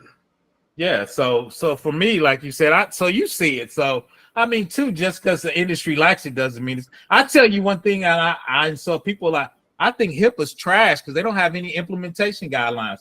How you protect in hospital? They don't have a STIG. They don't have a CIS check. So I'm like, dude, you just guessing what the hell you putting on these devices? And that's HIPAA. That's why those small hospitals are getting tore up. They had no implementation guidelines. And the first time I saw STIGs, I thought they're hard, but to me, it makes it simple. It tells you exactly what to do. You don't have to guess. You don't have to imagine. You just got to cut it off. That's not a really good yeah, exactly, Chef. Yeah, SOC 2 is pretty trash too, but that's from a financial standpoint. With SOC 2, like all of these startups and so forth are grabbing that SOC 2, like that's the golden goose, which I guess it is for investors. It's like ISO. Yeah, it's for money. The thing I don't like, ISO. What I don't like about SOC 2, and once again, I'm elitist. Mostly accounting firms do SOC 2 type tools. They're accounting firms. Well, when I see accounting firms, I just get dismayed. I'm trying to figure out the word. I get insulted. I'm trying to figure out the word. When your accounting come to talk about me security, I'm gonna punch you in the throat, man. What are you talking about, man? Come in trying to give me a directive. Get out of here. Yeah, I feel like the important thing to realize is like HIPAA and PCI and SOC 2 and so forth. They outright state that they're baselines. That's supposed to be like minimums, for an example. None of them say, standard. Oh, yeah, they're compliant. No. You're checking off a list. You're not. It's not. But still. I like Chris says, Caesar. It's a minimum standard, a very low standard. So that's correct. So that's why when I say standard, I think it's something middle at least. So when you say that, I don't even want to call it a standard. It's like we were talking about zero trust, where it had the traditional, advanced, and optimal. We should put that with standards. Let's put that as a minimum standard. Yeah, I think facts. That's how I talk. That's how I talk at meetings too. I be scaring out people to white. Yeah, we have to make sure that we call him by Sir Dr. PBO the Third. No, don't call me Dr. Yeah, I totally agree. No, I hang out with real doctors on YouTube. So now I actually thought about getting a doctorate. So I don't.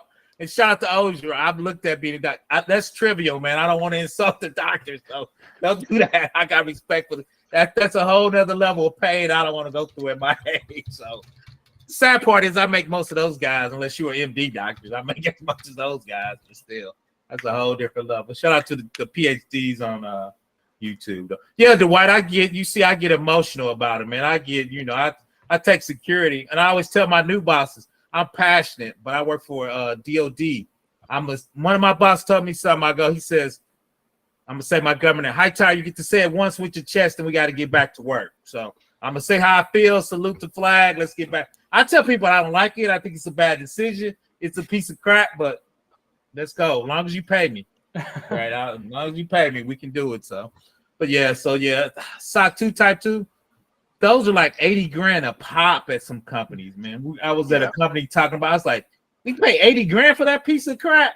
Man, I need to start PBO SOC 2 Type 2 business or something, man. That is crazy. That's basically the same. That's the same exact thing as ISO 2700. It's the same thing. I give ISO a little more respect than I do SOC 2 Type 2, man. So I don't know. I mean, ISO's been around for forever. It is. Is ISO the first one? I don't know. I'll have to dig into that. Once again, I've just been man's in the house. He can give you a little more ISO than I can. I just been on that NIST life, man. Like I said, I've been doing that for 20 years, which is crazy when I think about it. I'm pretty sure government was the first to really start regulating, but I don't know for sure. Yeah, I would probably think that because they did it because NIST really comes from an educational background first. So, what we pivoted to, Regine? Yeah, what's the next topic?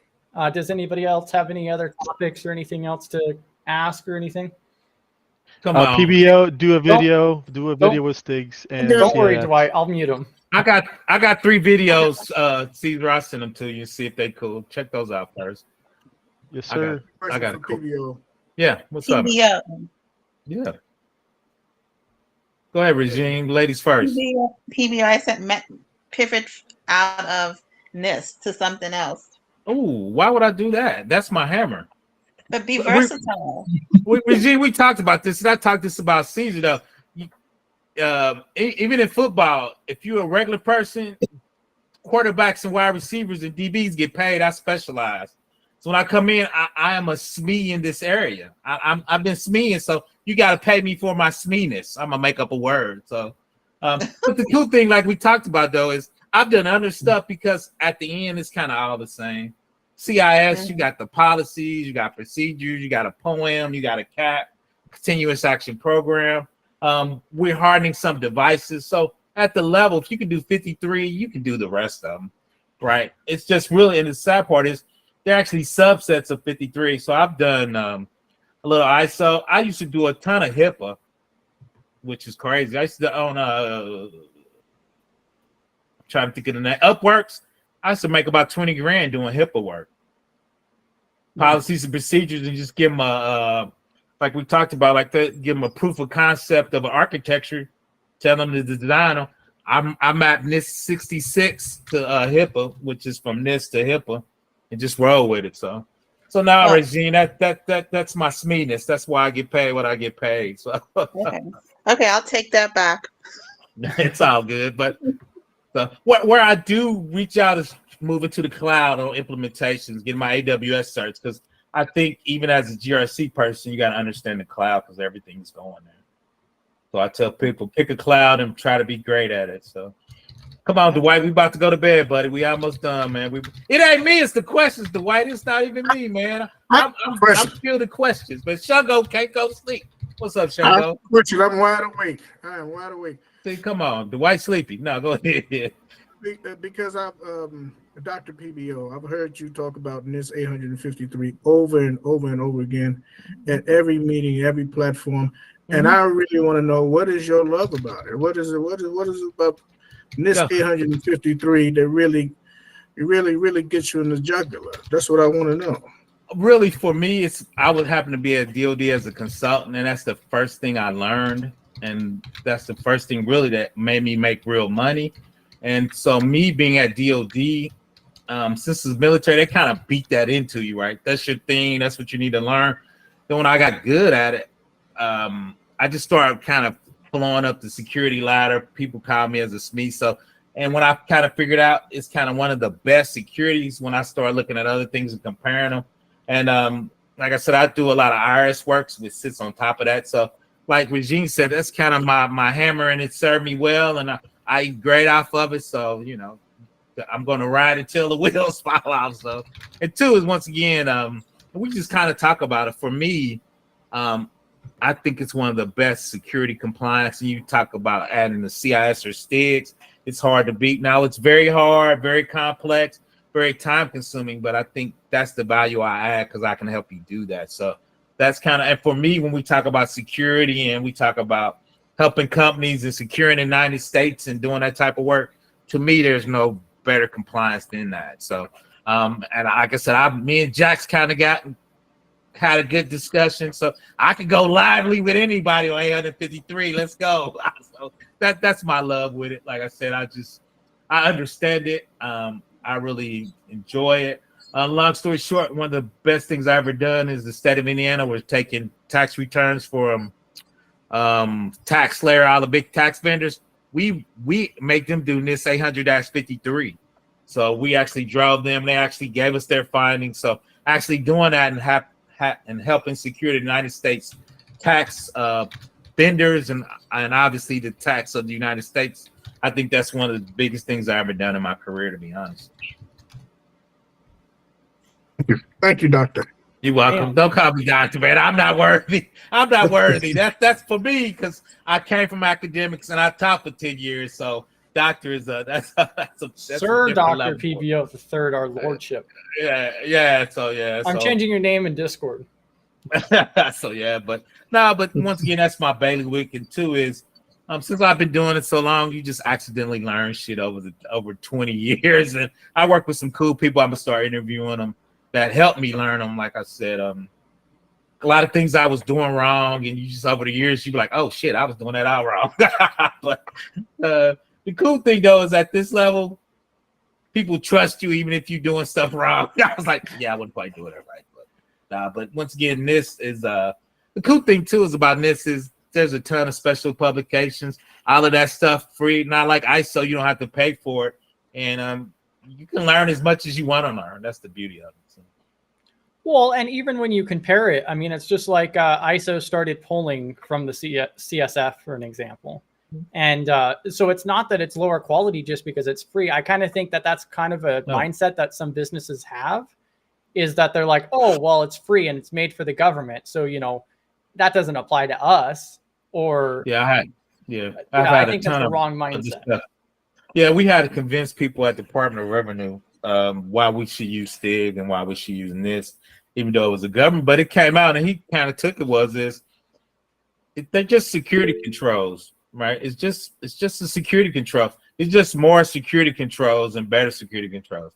That's really what it is in a nutshell. And when you look at STIGs, that's really what they are. Nothing more, nothing less. It's nothing super duper. And you looked at it from Nginx. What do you need to cut on this web server to make it more secure? What can we do for you, Regine? No, since you're talking about NIST CSF being the top thing, would the cyber resilience class that Steve McMichael posted about be a good one to take to cover all the basics? The book, yes, I can definitely answer that question if you allow me. The book, the book is awesome material. The certification, how can I say it?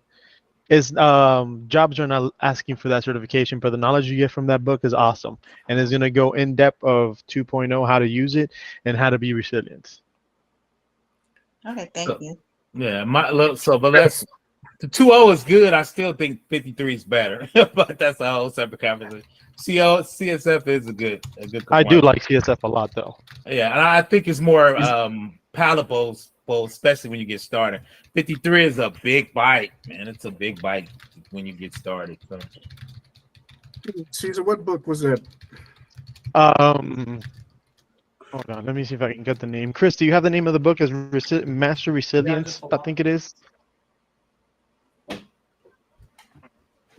And it's $20 in Amazon, by the way, as well. Dwight, what state are you in, Dwight? Is Mastering Cyber Resilience, second edition. Mastering Cyber Resilience. Yeah, and I could grab the link for you if you'd like. Yeah, and I would definitely agree with Caesar there. Is that I think that it's good information. One of the big things is it does go through and break down for the CSF, and that's a primary portion of it. But it does talk into a fundamental level of risk management or the auditing process as well. So you have kind of a very introduction level.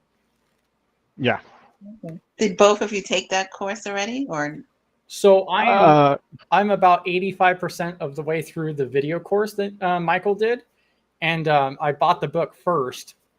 I personally So one of the benefits is that Simply Cyber did end up making it to where you could get just the video material for only $50. If you don't like to read, I think that's a great option. But if you don't mind reading, I think the book's a great option. I personally would not go for the certification at this time, not for the CCRF. I don't think it's expensive enough. No, it's just I'm certified by them, but jobs are not looking for that certification yet. Well, and I have that's the problem. I have really high hopes for Accolade because they are coming up with like an AI, a risk management, and there was another one. Yeah, I know that there's the risk management and the AI one that they're coming out with, but like the CCRF, I just don't feel that it really teaches you enough or goes into enough depth to really be worth much. Because like the course itself, I would probably say comes out to maybe 6 hours of training. So if that. It just basically, that book basically grabs the CSF. And when you read that book, instead of you going to NIST and reading all the documents the way it is, that book goes right ahead and just simplifies everything for you in a way that anybody can understand, and it just is more fluent. That's basically what it is with that book. That's good. Yeah, I would definitely recommend the book. I mean, yeah, 100%.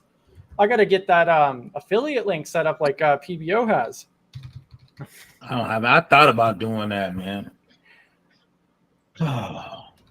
Sometimes YouTube just wears me out. Sometimes. Yeah. Since they demonetized me, then it hurt my feelings, man. They hurt my little feelings. So. Yeah, so I'm dropping that link in chat for that book. And then also, I was going to mention like, comment, subscribe. I believe we are coming to the end here shortly. So I'm going to definitely do more testing with this and have all this figured out for next week. And I'll post those updates. But I am looking at streaming to LinkedIn, X, YouTube, and possibly Facebook.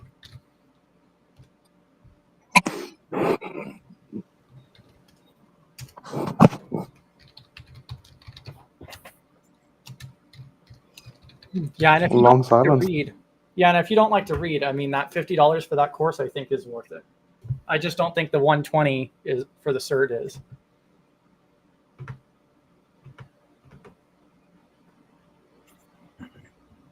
Can you post a link to the course on the chat? Yeah, let me grab that. Yeah, and here, I'll actually pull it up real quick. Let's see.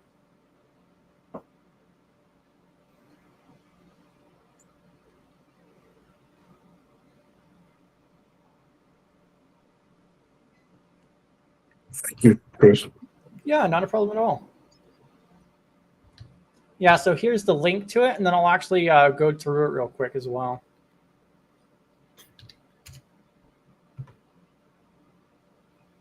All right, so the Certified Cyber Resilience Fundamentals, and a large focus of it is that CSF 2.0 framework. It talks about, how it's going to cover all of the different functions here. Now, one of the key things is that when they originally made this, they did not account for CSF 2.0 coming out. So the original draft was actually for 1.0. I think it was 1.1.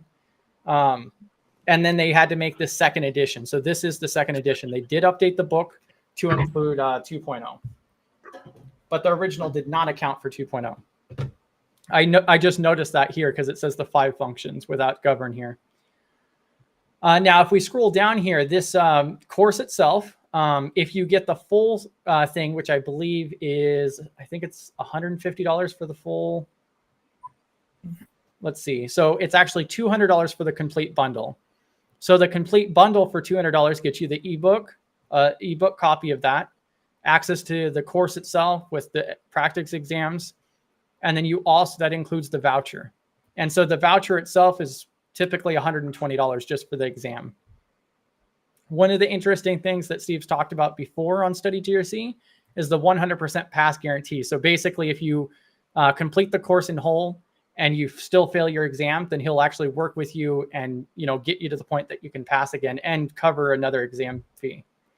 However, they did go through, which I really like, because in my opinion, I think $150 or $200 is above it for most people. Like if somebody doesn't already have Sec Plus, for an example, I tell them to save your money.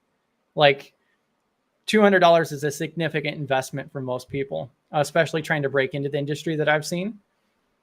And so I really like the fact that they're providing the course alone for $50. So then we're more so looking at like that Udemy price tag kind of thing. And that only gives you access to the course material. Let's see. So it actually looks like it includes the book. I didn't think it included the book, but it does. And then you get access to the video lectures, the practice exams, and so forth for that $50 price tag. Now, the different objectives that it covers, let's scroll up to that. So then right in here, you'll see the different objectives. So it just starts out on what to expect in the course. And then it gives you the cybersecurity fundamentals, very, very base level, I would say. I don't feel it goes enough into the cybersecurity fundamentals. There's a lot of different... This course? My bad. How much is this course, Chris? So the course itself is $50. If you want the additional material, including the certification exam fee, then it's $200. But you can get just the course for $50. I need to come out with PBO course. No, I'm just playing. Yeah, it's you could learn the exact same stuff out of the book. The only time I would recommend to purchase the video course is if you're not really an avid reader, like you don't think you'd complete the book. Because the book's only $20 and you get just as much, if not more, out of the book. But like there's some things in like the cybersecurity fundamentals, for an example, you know, like with CSF, you can look at some of the different controls talking about like DNS and networking and things like that. I don't think that is really positioned in this course material. And same thing with Dion's course. Yeah, Regine? Yeah, how are the quality of the videos? Are they pretty much user friendly, or they're high level? I would say it's extremely user friendly. I would consider this a very introduction course. I guess my question is, and we've talked about this, does everybody like the 1 minute, 2 minute, 3 minute type thing in the course? I think that really depends on the person, what I've heard. So like one of the trainers over there at Anti-Siphon did a video on their YouTube channel that I was watching. And they were actually talking about like user engagement and building courses and things like that. I could try to find that video again. And they were actually talking about how across the board, on average, most people are looking for less than 7-minute videos for like training content and courses and so forth. So so what a lot of the trainers are supposedly doing is trying to keep everything below that 5-minute mark and no more than 7 minutes. That hurts my soul when you say that, but maybe I'm old. I need to change. Everybody give me thumbs up if they like everything below 7 minutes. If that's what people looking for. Yeah, I think the shorter content is beneficial. For me, I would prefer something like a 10-minute range, but don't take this wrong. I hate all you people. No, I'm just playing. Yeah, I would prefer like a 10 to 15 minute personally, because I feel like that's a good period of time for me to sit down and focus on that for 10 or 15 minutes, and then and come back. I guess since I taught at the university, as long as I can get everything in 50 minutes, but that's way too long. So I was trying to get to 20, but I think everybody wants 10. So yeah, and so like Dwight had mentioned, the 120 cert sounds sexy after paying other folks $700+. But the key thing is the information you get out of it. This is such a fundamental course. I don't really see the value in it. There's a lot of what I would consider basic material that's just not in here. One thing that I do like, so that's their cybersecurity fundamentals. Then they move into some of the risk management fundamentals, which I think is a pretty good coverage. I feel like the videos are explained pretty well. I would say that it's a little dull, but I mean, they are pretty short content. But the actual meat of this is when it actually starts breaking down the actual functions.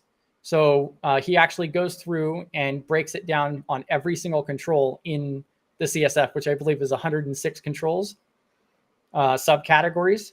And he actually talks a little bit in depth, not too much in depth, but just enough for you to kind of comprehend it a little bit better.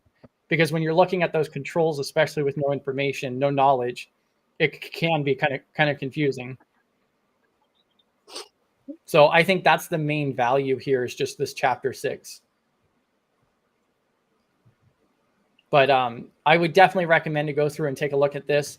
Another thing that I would note in the course is, like you could see here on the chapter 7, I don't know if this was a requirement for this or not. I don't know if this was in Dion's. Caesar would probably know. But the coverage, like on HIPAA, PCI, Cobalt, you could get just as much information by doing a Google search and reading the first result. That's how short this content is. They just talk about it briefly. That's all they do. Yeah, it's at least in the book. Yeah, it's like the first page, maybe the first paragraph of a Wikipedia article. Mm-hmm. But overall, it's not bad. I think it's a great alternative to the book. This is for basically what they did is just simplified everything. Yeah. That's why I recommend the book so much, is because they simplified absolutely everything through there. I don't know why they don't make it a little bit real world kind of examples. I don't understand. That was my original positioning with Accolade, is they were talking about how they disagreed with like multiple choice questions and so forth, but that still appears to be the same thing that they're doing.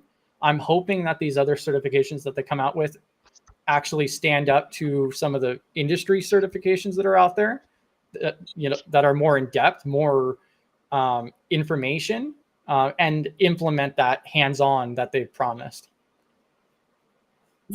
I have a little thing to say about PBO's videos. Mm-hmm. It's usually a discussion. When you discuss things, you understand what's happening in the real life examples. So when you're doing a course, it's totally different. So that's why even if your videos are long, I usually enjoy it because I understand what's happening in it. And that's how courses are supposed to be as well. Like, half of you guys have already done a lot of courses, but like, are you confident enough that you can do a risk assessment for a system? No. I've spoken to a lot of you and I can confidently say that. So what is the lack? Like, if it's a beginner level course, then do you understand all the fundamentals? Maybe. If it's a risk management course, do you know now how to do a risk management? No, it's just money making tactics, I think, but it should be more real life, I think. Yeah, and that's kind of how they were originally positioning it, is talking about, hands-on. And from what I've seen and everything else so far, it's not. And so I have high hopes that they're going to implement that, but at the same time, it doesn't appear to be. So, but I mean, it's too early to tell. My understanding is they should be releasing these other 2 certifications by the end of the year. They already did. The beta is already out for the alpha, for the AI, and risk management already came out with the beta. Yeah, I'm curious if they're going to implement that hands-on aspect that they were discussing. Basically, the way that they use the word hands-on experience is basically they give you scenario-based questions and then you answer yes. It's still multiple choices, A, B, and C, and D, but it's not like CompTIA type of questions. They have that on trick you. It's CISSP. So then it's the same format, I guess, if it's the same way. But that's what they call hands-on or practical knowledge. Yeah. But when you go into the industry, it's not like you get multiple choice questions, right? Like they can ask you to make a policy. Agree. I'm not going to give them ideas, but like they can actually give you a scenario and then ask you to build a policy, right? Or do an assessment with another person, like you're doing your identity controls check. How would you do that? Like, I know it's a hard thing to do for a course, but then don't market it as hands-on. It really devalues your product and just doesn't make sense, seriously. Yeah, and I think the market, the consumer side of it and everything else, and the people that I've talked to and everything are really paying attention to what they're saying and how often they're saying things and so forth too. So yeah, I mean, that's what you see Chris, at startup. the sad part about it is I think a lot of people fall for that type of marketing because, you know, we get people coming in saying the same people about the same courses we've been talking about. We don't believe is of quality, but, you know, we hear the same people bringing up the same. So I think it's working for them. That's all I'm saying. So. Oh, no, I agree. And the hardest thing about it is like the book and the material. It's not that it's a bad thing if you don't have the information already, but that's where you look at the value and the cost. You know, you have to balance that together. So, you know, is it worth $200? No. Is it worth $20 book? Yes. So, I mean, and then it's the same thing with these other certifications they're coming out with. But then I guess that's also where, you know, hopefully people realize that, you know, the hands-on aspect, you know, what they've promised and what they've been saying and where they actually end up going. So, but still. I don't see a lot of hands-on out there, maybe, but I mean, you out there way more than I am. No, the only hands-on that I have come across is that Mossy Institute one. That is the only hands-on course material that I've found for GRC in particular.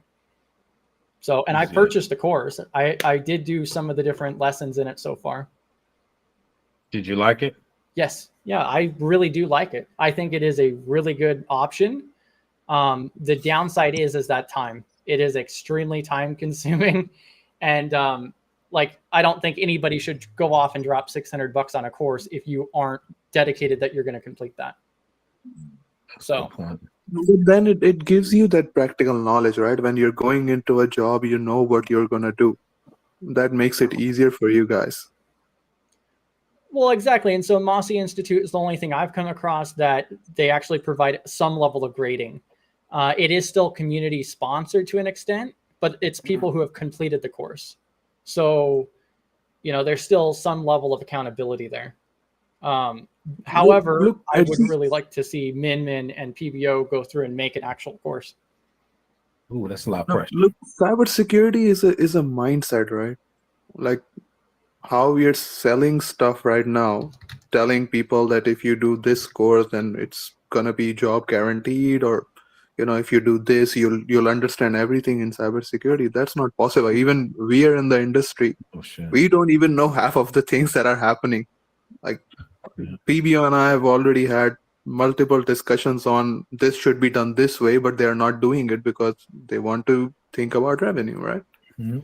But like there should be a way, an ideal way. Then you can mess it up when you go into the industry, right? That's okay. But there should be an ideal way of teaching people how to do an assessment, how to go about fixing security, how to do audit, how to comply with a particular framework. Like I can tell you right here, right now, I'm applying CIS benchmarks. When you guys were talking about CIS benchmarks, half of the things that are coming up in the configuration, I don't even know because I have to read up on that. Yeah. So how can I actually pretend that a person that's new to cybersecurity or even IT, they would understand the CIS benchmarks? It's not possible. So take it slowly. That's my suggestion. Take it slowly, understand the basics. And once you get into a job, it will be very, very easy for you.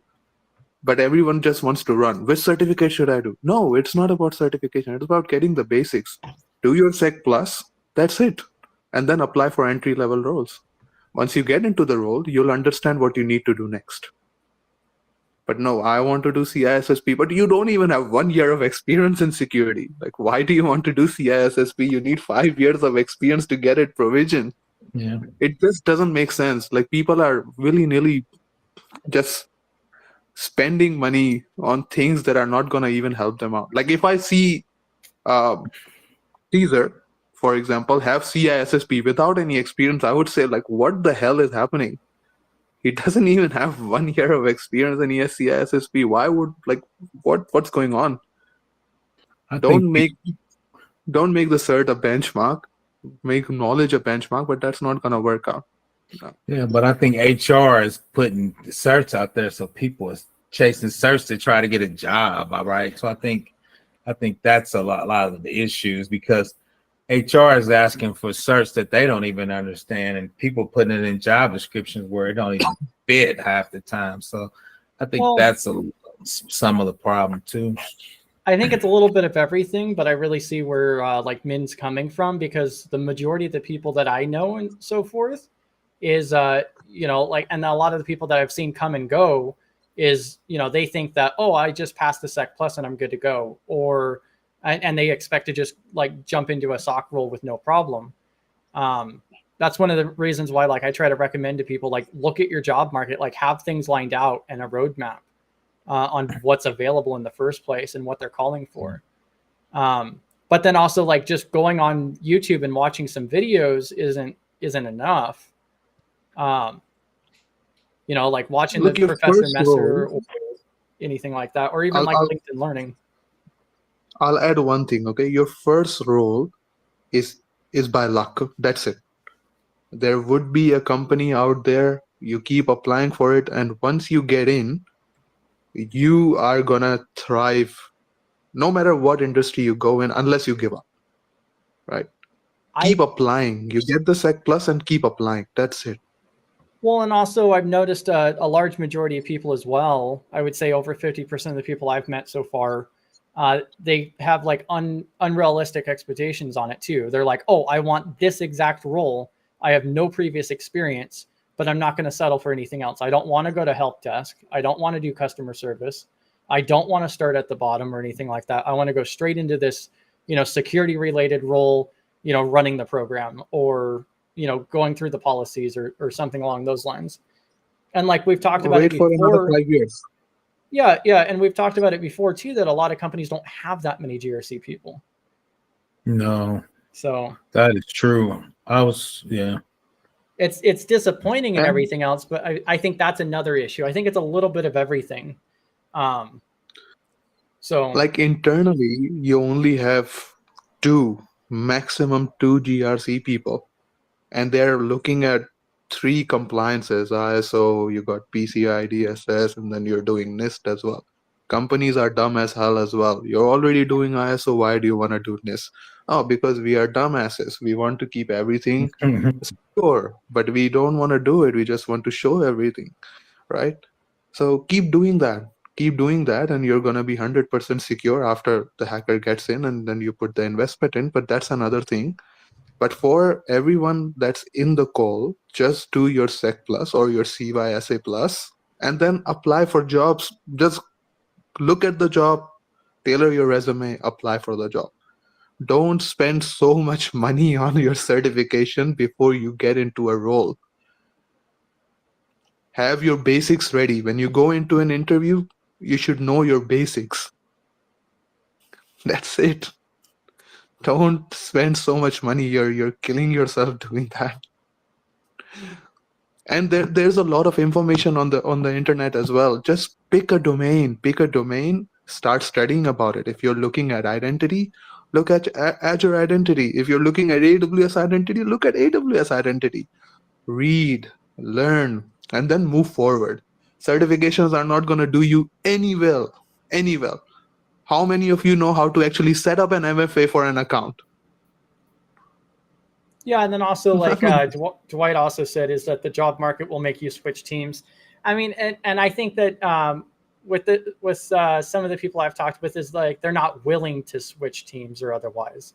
Like if they're looking for a job so badly and so forth, they need to, you know, open up the horizon. Like, I mean, that's just the reality of the fact in most cases. It's not impossible to get directly into a GRC role or into risk management per se, but I would say that it's a lot easier to start in IT help desk and then position into GRC, or get into a SOC 1 or something like that and move your way up. It's kind of like PBO also mentioned to me before, is go off with one of those big 4. Like, it's going to be hell for the first year or 2, but you do a year or 2 years over at one of those big 4, and then a lot of people pivot out of that into a nice comfy state job, you know?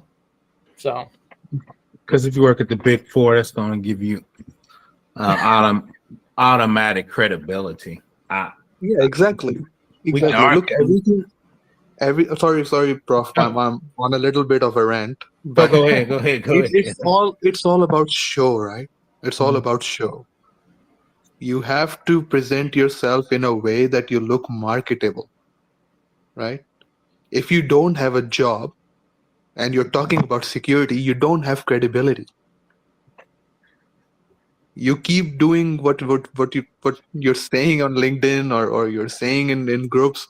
There's no credibility because you don't have something to prove. Like you haven't done anything to prove yourself, right? So learn the basics and keep applying for jobs. That's it. Simple. That's the only solution that you guys have. I have a master's in networking. I got a bachelor's in telecommunication. I did 2.5 years in help desk, 1 year in desktop, 1 year in infrastructure, and then got into security. So I still had to spend 4 years or 3.5 years before I got into security. Yeah. So why are you guys so special? Well, and also it does vary by region too. It's not that it's impossible. There are going to be outliers, but I would say the majority, probably over 80%, have to pivot from a different sector. So Yeah, but the crazy thing is, and I'm old. When in the old days, you had to take job role as apprentice. Like Amin said, I was a programmer, I was a DBA, so they wanted you to have those skills before you even got in cybersecurity. But I think recently, which I'm old, is with certs and a few things you can pivot. But when I first got into security, they want you to have like 8 years of other stuff before you even got into security. So for me, it's just kind of changed probably over the last 15 years to that. yeah, and that's like one of the things that surprised me too is like somebody trying to break in or otherwise, you're seeking to be working with confidential information with a large enterprise or something like that, or even government. They're typically going to be looking for people with experience. That's why a lot of these positions do require that in the cybersecurity, information security realm. So I've heard a lot of people talk about how you should move from IT into information security. Yeah, because a lot of times you're going to be working with those teams. Now, like I said, this is myriad to get away, but a lot of times from an assessment teams, and me and men talk about that, we're working with developers and infrastructure guys. So a lot of times you got to have an understanding of that to kind of work with those guys. And a lot of those guys are assholes. So if they don't think you know what you're doing, man, they're going to put you through the ringer, man. So it's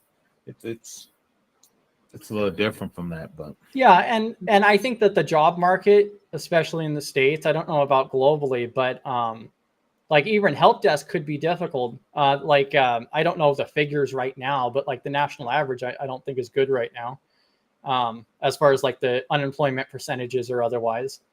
But at the same time, do you think getting into help desk would be much easier than getting into information security? Yeah, and that's what I was going to say, is that there's still going to be a lot more help desk than there is going to be like risk management. Yeah, have to start somewhere, right? then It doesn't mean you can't apply for other positions too, but I want to not at all. Knock it off the ground. Yeah. Not at all. At least get into a role, secure it, keep applying for information security roles. I never got into a security role in the same company. Yeah. I did all of those stuff and then got into security in another company that saw what I was doing. I was pivoting a lot. So that is how it's going to work. And all of you have a lot of knowledge, but it's the age of information, right? So someone comes in like Chris, because he studies a lot. He says, I'm doing that. And then everyone jumps on that. Or Caesar comes in and he says, I'm doing that. Everyone wants to jump on that. Just calm down, relax. Everyone has their own capacity. Pick something, learn it, master it, move to the second one. Simple. That's how it's supposed to be. You got ISO, you got NIST, you got PCI DSS, you got HIPAA, you got everything. But at least learn a framework first and then move to the other one. Someday you're going to say, I'm going to do NIST. And then the next day you're going to say, I'm going to do ISO. No. Stay calm, relax, read the framework, understand it, move on to the next one. Virginia was just picking on me a minute ago. She said I needed to expand. I said, this is my thing. That's my hammer. No, that's kind of like what men said. I kind of mastered that. So that's kind of my belly. Well, I'm gonna go. And that's my rant for the day. I appreciate you. Yeah, We'll link up, man. One other thing that I was going to share here too, we'll go ahead and sign off here in a minute, but this is what I always take a look at when I need to get a little bit of motivation, I guess. So this is layoffs.fyi, and they track every single IT layoff. If you ever want to lose hope, yeah, that's the place to do it. Long story. Let me jump in. I talked to a young lady from Nigeria today, and she wasn't aware of the layoffs. So they talk about the layoffs, the market, the saturation. But like men said, you just got to keep grinding, work on your skills, maybe take a little step back to go forward, right? So, but now go ahead, Chris. This is definitely, I won't say disheartening, knowledgeable on what the market is. Yeah, so this gives you insight into the market itself. They keep track. This is IT in particular. I did drop the link for it, but this gives you an idea. So, like the latest one was earlier today. So San Francisco Bay Area, a company named Tome, laid off 12 people. Yesterday, FreshBooks laid off 140. You could see back here, Northvolt laid off 1,600 people, and they're in the energy sector. I find this interesting information. It all depends on how you want to perceive it. But you can also research into the company, see what's going on with that industry, try to understand why are they doing the layoffs in the first place. It's just like the whole thing with Amazon, for an example. There's a whole thing whether or not they're just doing it for the culture or if they're doing it just because they want to have people quit willingly. So I think it's a good resource. But it also does give you a little bit of a look into that. And then if you click on the source information here, then a lot of these articles also tell you in detail, like what type of roles, like were they developers, were they in risk, were they, so forth. So scroll back up to the top, Chris. Did that say 140? Yeah, so 140 FreshBooks in Toronto. No, at the top. How many was laid off this year at the top? Oh, yeah. So this year alone, in 2024, 140,000. Is that U.S. or worldwide? This, I believe, is worldwide. Yeah, okay. So non-U.S. included. Okay. I think. Well, I'll just add one more thing before I go. Just ask yourself, how much security do you actually know about? Simple. Do you know about identity? Do you know about networking? Do you know about GRC? Do you know about risk? Just ask yourself, because you are the best evaluator of your own skills. That's it. If you think you're the best, then you should get a job. Simple. I'm not the best. I know I give my resume probably 5 or 10 organizations, and probably I hear back from 2 or 3 of them. So I'm still like 30%, right? Same for the other professionals as well. If you are really the best, explain it to me. I'll refer you. I'm in Australia, so I can't refer you in the US, but I'll put recommendations, everything, but at least prove it to us. And I don't want to leave it on a bad note either. It's not that it's impossible or otherwise, but you still got to, go that extra mile. And it's just good information to throw out there as well. So I actually know somebody who watched this, and they actually got a job because they applied to a company that fired like 1,000 people. Yeah, because I think when you fire all the people that are good, probably gonna leave and get nervous. Right. So you probably get in there. But like men said, my success rate is probably 8% for all. But 2 is I think I get a little ageism and some other stuff, and I expect to get paid at X amount too, which I think cuts me out a few. So, but like men say, you just got to study, grind, kind of pick something, and kind of stay with it and become a SME at it. Even at the junior and mid level, because a lot of mid-level people are actually taking junior jobs now. So not disheartened, just know what you're up against and what you need to do to become successful. Yeah. But yes, thank you to everybody for joining. So we're just over the 2.5 hour mark, I believe. And so I'm going to go ahead and stop the live stream here. And we'll see you next week. So let me double check here. So I think next week is a big week. Yeah, so next week I'll be in Wild West Hacking Fest, actually. So I'll be interviewing B-dubs. It'll be the first offsite Study GRC live stream, so we'll see how that goes. But yeah, thank you all. Have a good rest of your week. Enjoy your weekend. And see you guys back next week at 7:30 Eastern.